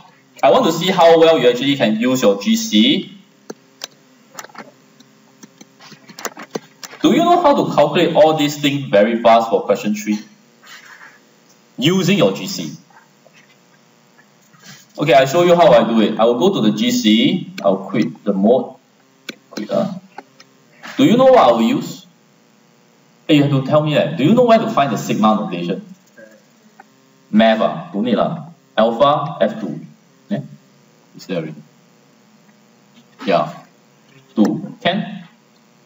So what to key in? You can key in x equals to 1. Okay, go to the formula first. The formula is bracket -1 to the power of x. I use r. I replace x to be r.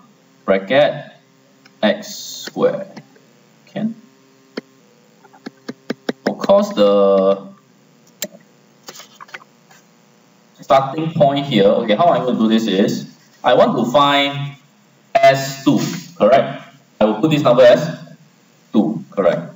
So the first answer is 3. Is it okay? Then how to find S4, S6, S8? What you do is go up, copy and paste. Okay, once copy and paste, just change your value to the next one I want to find. 4, right? 4, right? 4. Then please continue and give me 6 and 8. Go up, enter. Yeah, can, confirm can one. All your GC is updated. You all don't know this trick Hey, 1 year with your GC, you all know Mr. Tam actually go through you all, right? Yeah. You need to know more things about GC, it can be very helpful. What? This what?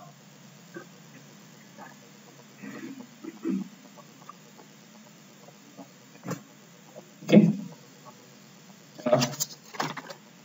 For you, okay or not? You look like, what's happening? Like something new happened. Or the symbol, go to, press alpha, F2, is under F2. That means press alpha, window. Then you can, after that you can type, look at this, you can then press this, it will actually have all the options for you, so called the shortcuts. You see? You can find fractions, you can find integration, differentiation. The 2 most important things that you can use is the sigma notation and the integration sign. That you can find here. Okay, shortcuts. Of course, if you can't find it, you can find under that. Is it okay? Okay. Okay, so good. So now you can tell me what is the answer for S2. This one how much? 3. 10. This one 21. Next one 36. Very good. Is it the correct answer? Correct. That's right. Okay. Okay. So far so good. Okay, please follow what the question wants. By expressing each of the values as a product of 2 integers, form a conjecture for S2n. Rickson, do it now. 2, how do you see it? Read the question. The question says, express both to be a product of 2 integers. So 3 you see as?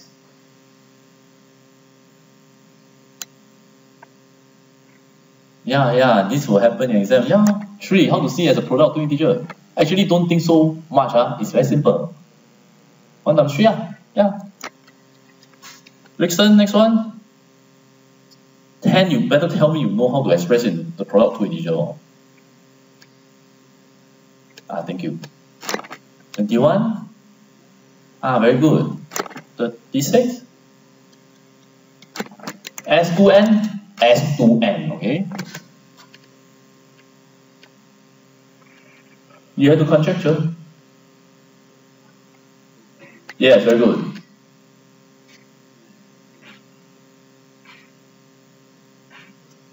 Okay, cannot be n plus something. When I hear n plus something, it's already on the wrong track. Why? Because I know that all these numbers 3, 5, 7, 9.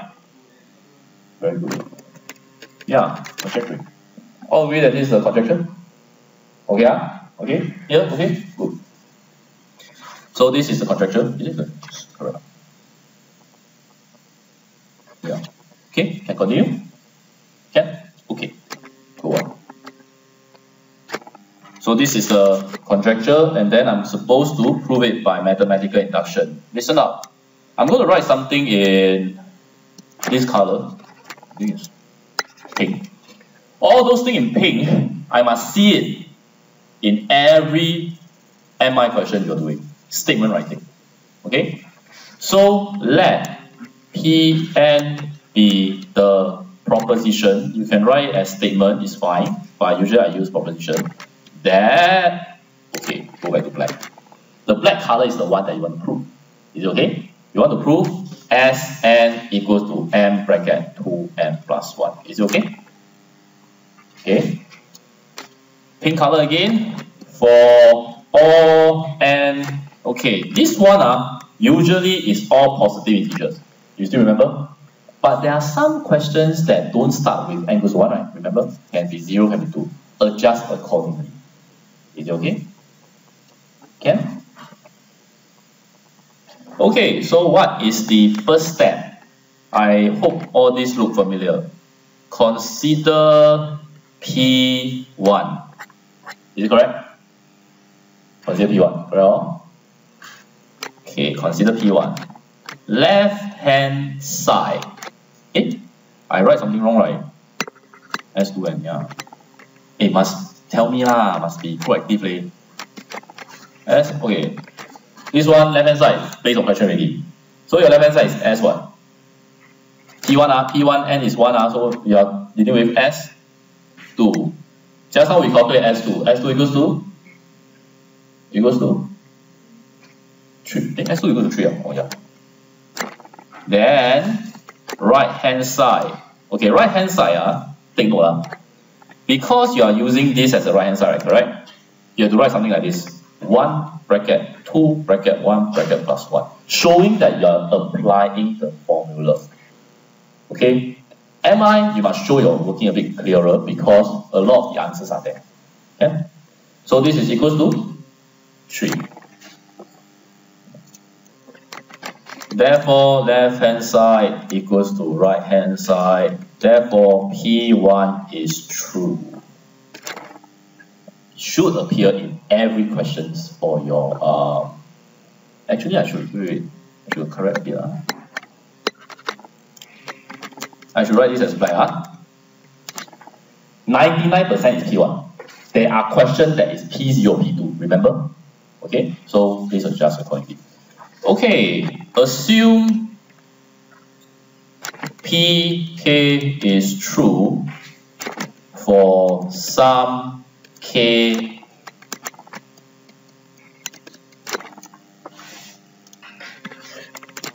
follow. Your K will follow whatever it is. But it must be assume Pk is true for some K. Is it okay? Then, if that's the case, write down what your assumption is. Your assumption is that, anyone can tell me what my assumption is? S, in this particular question, 2k equals to k, 2k plus 1. Agree, right? Yeah. Yeah. The next one will be 1 to show Pk plus 1 is true. Your tutor actually want you to write down the target, right? Yes, right, yes, right. So the target is S2k plus 2 equals to, haven't proved yet, this is just my target. K plus 1, 2k plus 3. Is it correct?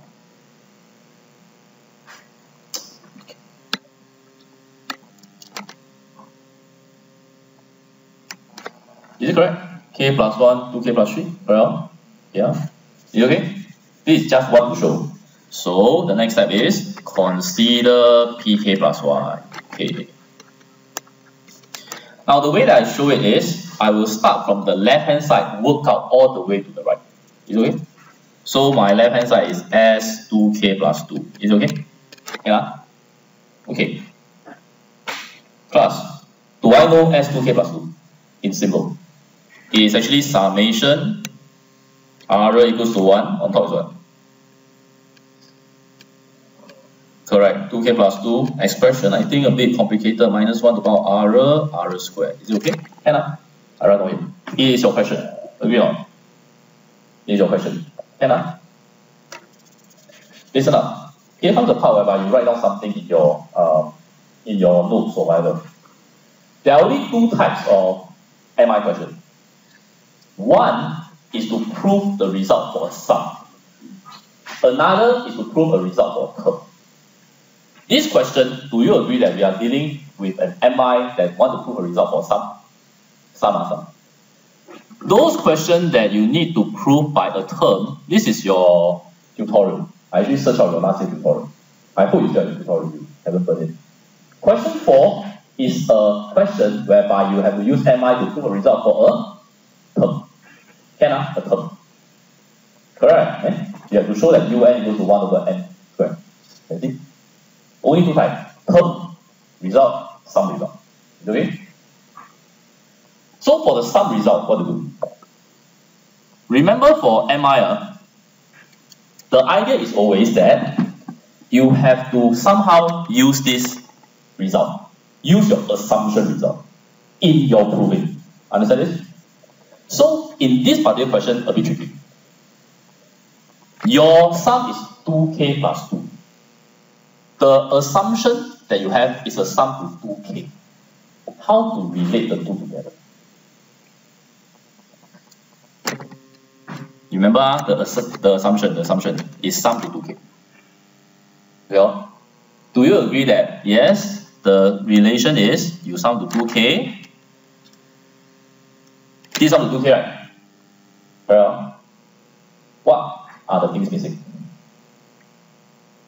The 2k plus 1 term and the 2k plus 2 term. Do I know those terms? So what is the 2k plus 1 term? Negative 1, 2k plus 1. Good. The 2k plus 2 term? Good. Correct. Now remember, usually for this type of question, you only like add the k plus 1 term, remember? When you're doing your tutorial. But this question is a bit special because the way that I define is sum to 2. That's the reason why you have to add two terms. This can happen in exam. So this is why you need to know what you're doing. Usually it's just k plus 1 term. Understand? Because you're doing sk plus 1. Understand? But you have to adjust accordingly. Okay, so before I simplify, can you see that at the step, at a certain step, you will definitely use the result from the assumptions? And see, this is where you use it. Can I? Okay, I simplify. Minus 1 to the power of 2k plus 1. Do you know the result? Minus 1 to the power of 2k plus 1. 2k plus 1 is odd, which means that it's negative. Very good.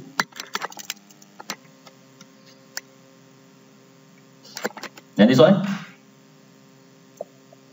Positive, okay. Okay, later then I do the simplification. Later I finish the working. Pause for okay, right. So for MI, I repeat, you must always have a relationship. No. That means your working must, at certain step, must always use the result for the assumption. If you are doing a question that involves sum, usually your relation is like sum plus extra term. Is it okay? However, if your question become a question like proving a term 1, can you now imagine your assumption is going to be UK? Make sense, right? You are going to prove UK plus 1, agree? How to relate UK and UK plus 1? Yes, there must be definitely a recurrence formula inside the question for you to link the both of them. Understand? The relationship is there. Can you see? Here. Understand? So very simple now. The sum is extra terms adding. The term type of MI, recurrence formula to make up. From there, the MI question, you should be able to score. MI question is the best question to score. Is it okay? Yeah? Okay, with that, I will just continue to finish out the question because there's some extra sentence to do. Okay. Before you do anything, listen up. 2k plus 1 is minus 2k plus 1 square plus this is wait 2k plus 1 correct. I'm still writing right. Okay. So this one is I write it as 4k plus 1 square. Is it okay?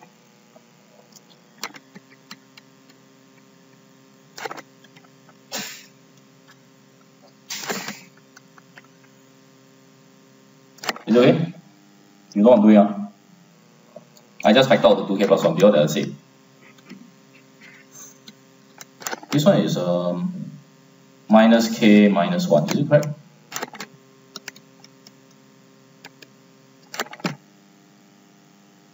Yo. Yeah.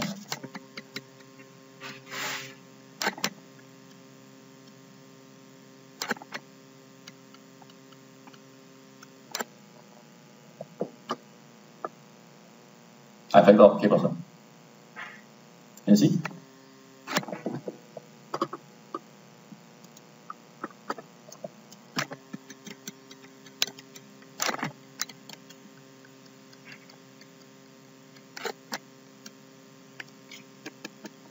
Is it correct? 2k plus 2. I thought I want 2k plus 3. Oh, okay, I missed it. So I got the result. That's all I want to show, right? Tip, correct? You look very serious. This one,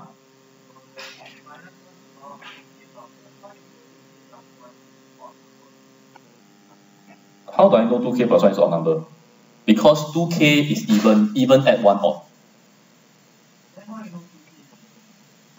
Because it's a number times 2. You can always divide by 2. By definition, even number can be divided by 2, therefore even. Yeah, okay. Anything else?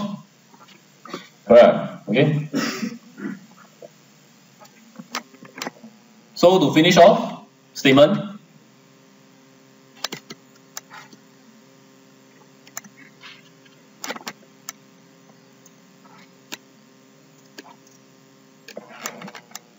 Guys, take note of the statement.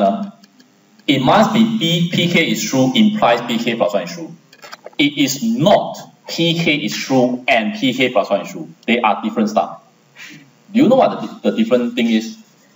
You know the difference between the statement? I never say PK is true. I never say PK plus 1 is true. I only say one thing. If PK true leads to PK plus 1 is true. Okay? The logic thing is like this. What I'm saying is this. If Stanford is an alien, imply Qixuan is an alien. I'm saying that this is true. Yeah. Because you cannot prove them false now. Yeah. But both of them are aliens? No, they are not. But I'm saying that if one of them is an alien, lead to the fact that the other one is an alien, that statement is true. So there is a difference between the meaning. Okay? So please make sure that you have that implied sign here. Then how to conclude? Since P1 is also true by MI, Pn is true for all. Okay? All pink color must be seen in your working for MI. Statement writing. Okay? Good. So left with question 6.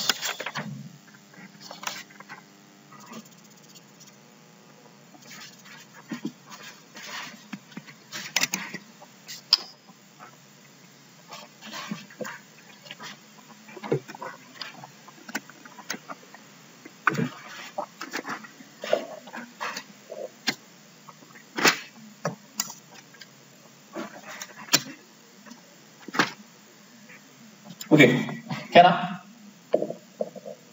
Just one more questions already, then we can call it a day, which is question 6.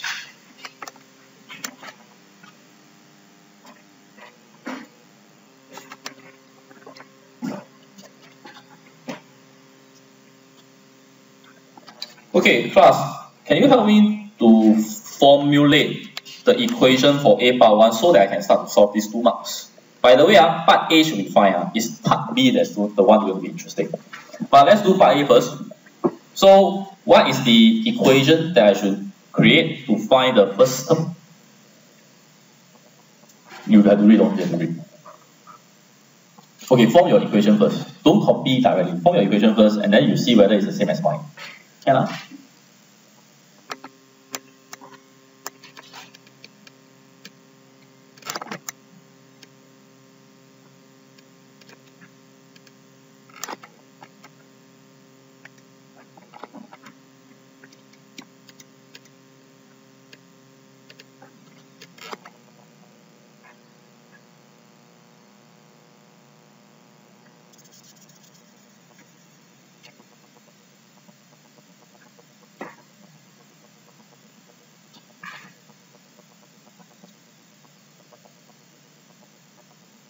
You all got this? You all got this? Okay, for those, I don't know, the mistake may be that you put the 98 over here. I must always remember, when you say it's 98 more than the thing, who is less, you must add to the thing that's less. Okay? Yeah, so maybe one of the mistakes. Okay, this is the working, this should be the starting point. From here, A will come out. A will come out. Okay?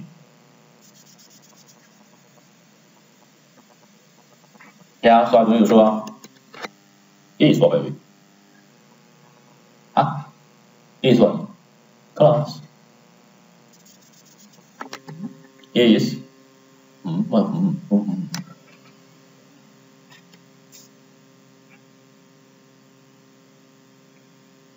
哇，需要这样久吗 ？A is 1.2 14. Yes, good.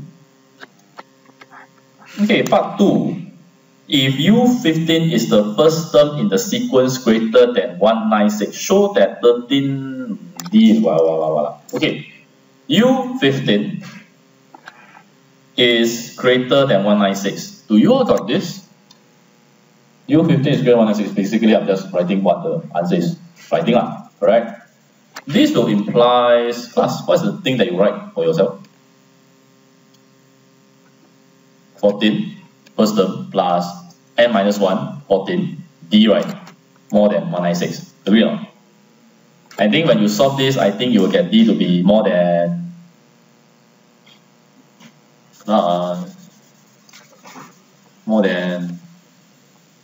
Rickson. If you have the answer, just shout out lah.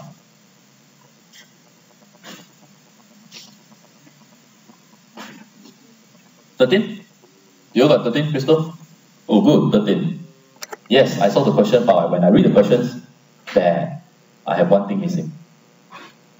Because the question wants me to show d is more than 13, yet d is smaller than or equals to 14. How? I'm stuck.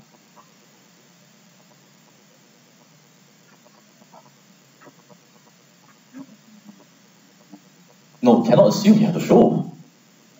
And who knows how to create the working that I can show d is less than or equal to 14? Actually, the hint is that I read the sentence again. U15 is the first term in the sequence greater than 196. U16. I'm going to look at U16. No. I'm going to look at U1. 14 must be less than or equals to 196. Yes. From there, solve it all.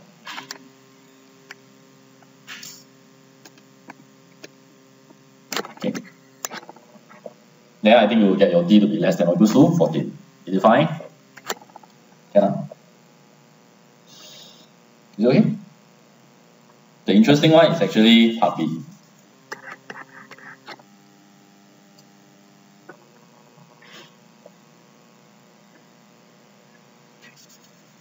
Ready for part B?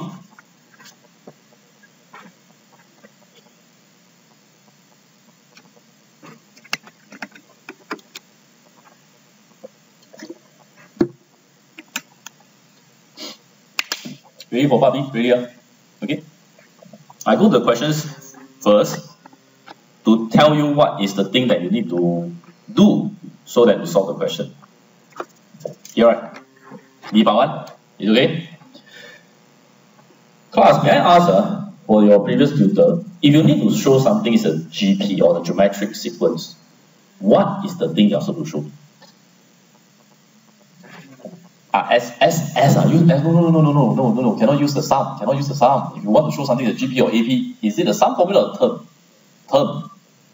Which means that, do you agree that it must be Wn over Wn minus 1? You can also use Wn plus 1 over Wn. Correct. Why there's like silence like that? Correct all? Do you remember? And then you show me that this is a constant. And in this particular question, that constant must be R squared. Agree. How to show something is an AP? R minus UN minus UN minus 1. Can I use UN plus 1 minus UN? Can. Okay? Then show that it's a constant. Understand? Do not just show W2 over W1 is a constant. Not enough. It must be always in terms of n. Yeah? Okay, if that's the case, okay, let's do. I will be using Wn over Wn minus 1.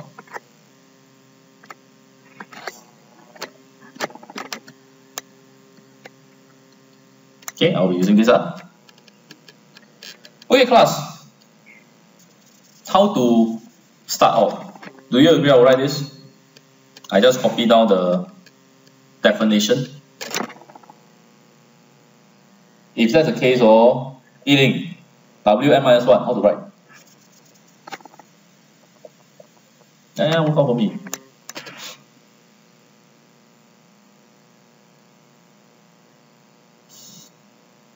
Someone help me out. Hey, I know all of you is dying already. Hey, Bang, come on. Help out lah. I know lah, simplify for me lah. Thank you. B2n minus 2. Okay, can. Fine, thanks. Good. You're good. And I'm stuck. Yay. Give up. Don't need to go home. Hey, anyone can tell me how to settle all this V thingy? What do I know? Read the question. Read the question. What do I know? They are sum to infinity. Wait. Sum? Is it a sum? No, it's a GP sequence term, which means that, do I know Vm? It will be equal to what? Arm minus 1. Okay, something like, what is A? V1. What is my R? M minus 1, right? Do you agree? So using this, do you agree that for this one, I can write it as V1 R 2n minus 2, V1 R 2n minus 1, V1 R 2n minus 4, V1 R 2n minus 3. Is it correct? Yeah. Okay. Here. Correct. You just use the formula. Double check. Okay. Yeah. How much? Okay, so I'm going to do factorization. This one I can factor out V1, I can factor out R to the power of 2n minus 2 below it. On top 2n minus 2, fine. I do this first. Which means that Pei Fang, you're left with 1 plus. Very good. This one I will factor out. Very good. 1 plus R. Can you see that a lot of things cancel off? Q left with equals to R squared. Can see cancel. This one okay, if you want to know, 2n minus 2 minus 2n minus 4, giving you R squared. Is it okay? So done. GP ratio R squared.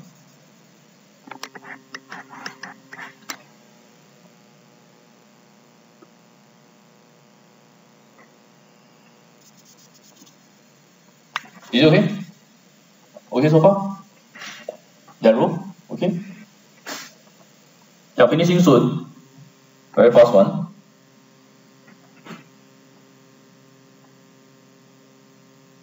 Can I go back to the questions again? Wait, the question Can Oh, you need a, okay. Can, R square? Okay, okay. Last one already. But you have to pay attention, already.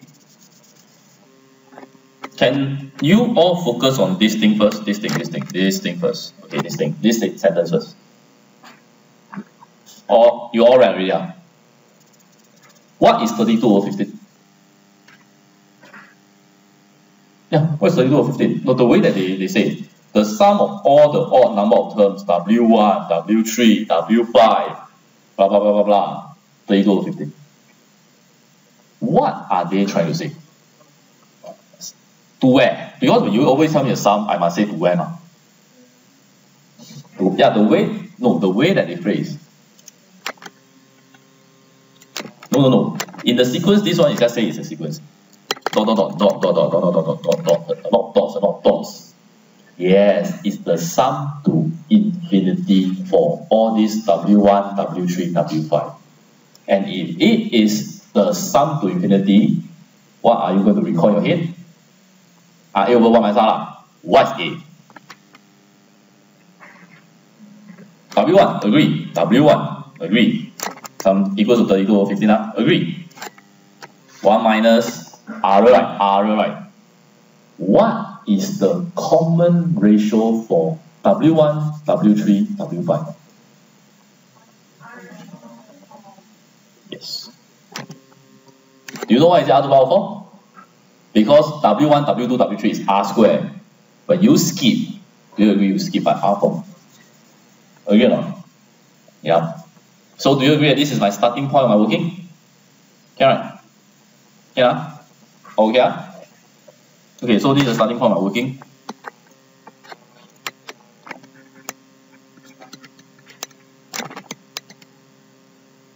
Okay, but this W1 is a bit problematic. W1 is problematic. So how to get W1? Do you know how to get W1? How? I'm stuck. 3? Why not 3? Use the previous one. Okay, how to use the previous one? So W1, what do you write as? V, I heard V. V1 plus V2. Okay, 1 minus R4, 32 over 15. Good. Okay, good.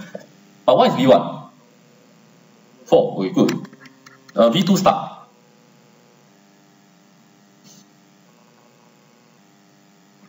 Yeah, I'm start with V2. Jialat, V2 don't know. 4R, yes. Because it's actually a GP with ratio R. Can you solve? You will get a polynomial of degree 4, and do you know how to solve the polynomial of degree 4? What will you do? GC. Very good. Okay, let's do this. I will simplify further. 60R.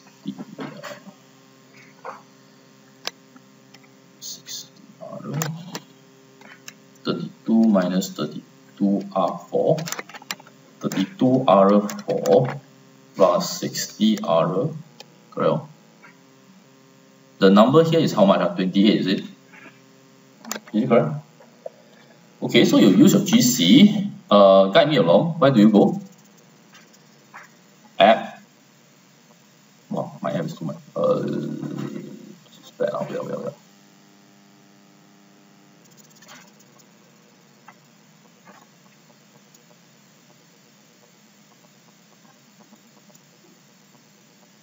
My poly simultaneous is a bit different, so just follow me. Okay. So simultaneous poly root finder. My degree is 4. Okay, what is my A for? 32 A3, 0. A2, A1, 60, A0. Everybody positive, man? Oh yeah, everybody positive. 28. Solve. Oh, so slow. Do you get this? I don't think you get this, right? I don't think your GC give you something called non-real, right? What your GC give you? Especially the last two ones. Negative 0.5, okay. Okay, give me your GC, the one that gives you the result. Okay, listen up. Do you all get, huh?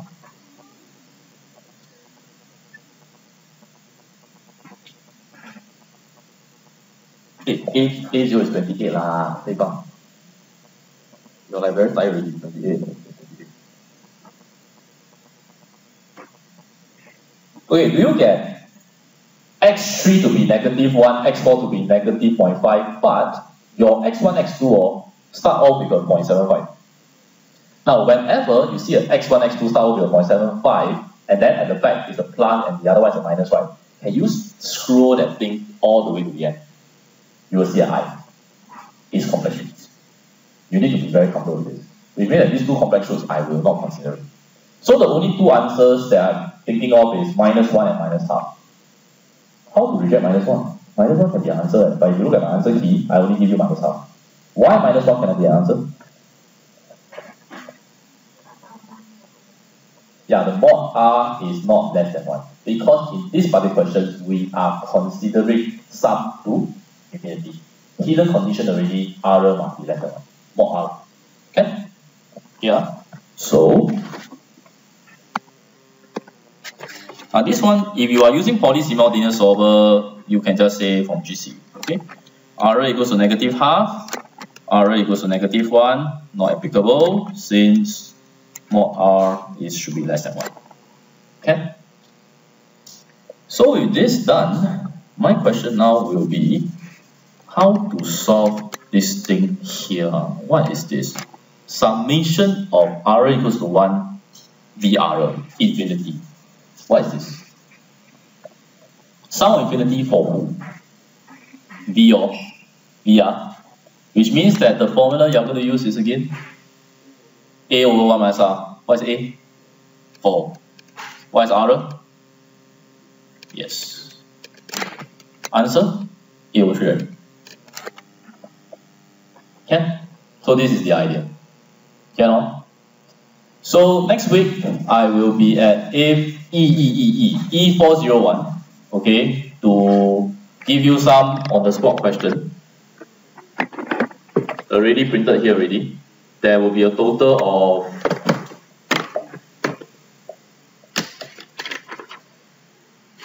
total of 6 questions. Okay, you'll do it on the spot. I'm not going to give you today. Okay, next week I'll see you at E401. You finish, you can go. Simple. Okay, any questions to clarify me?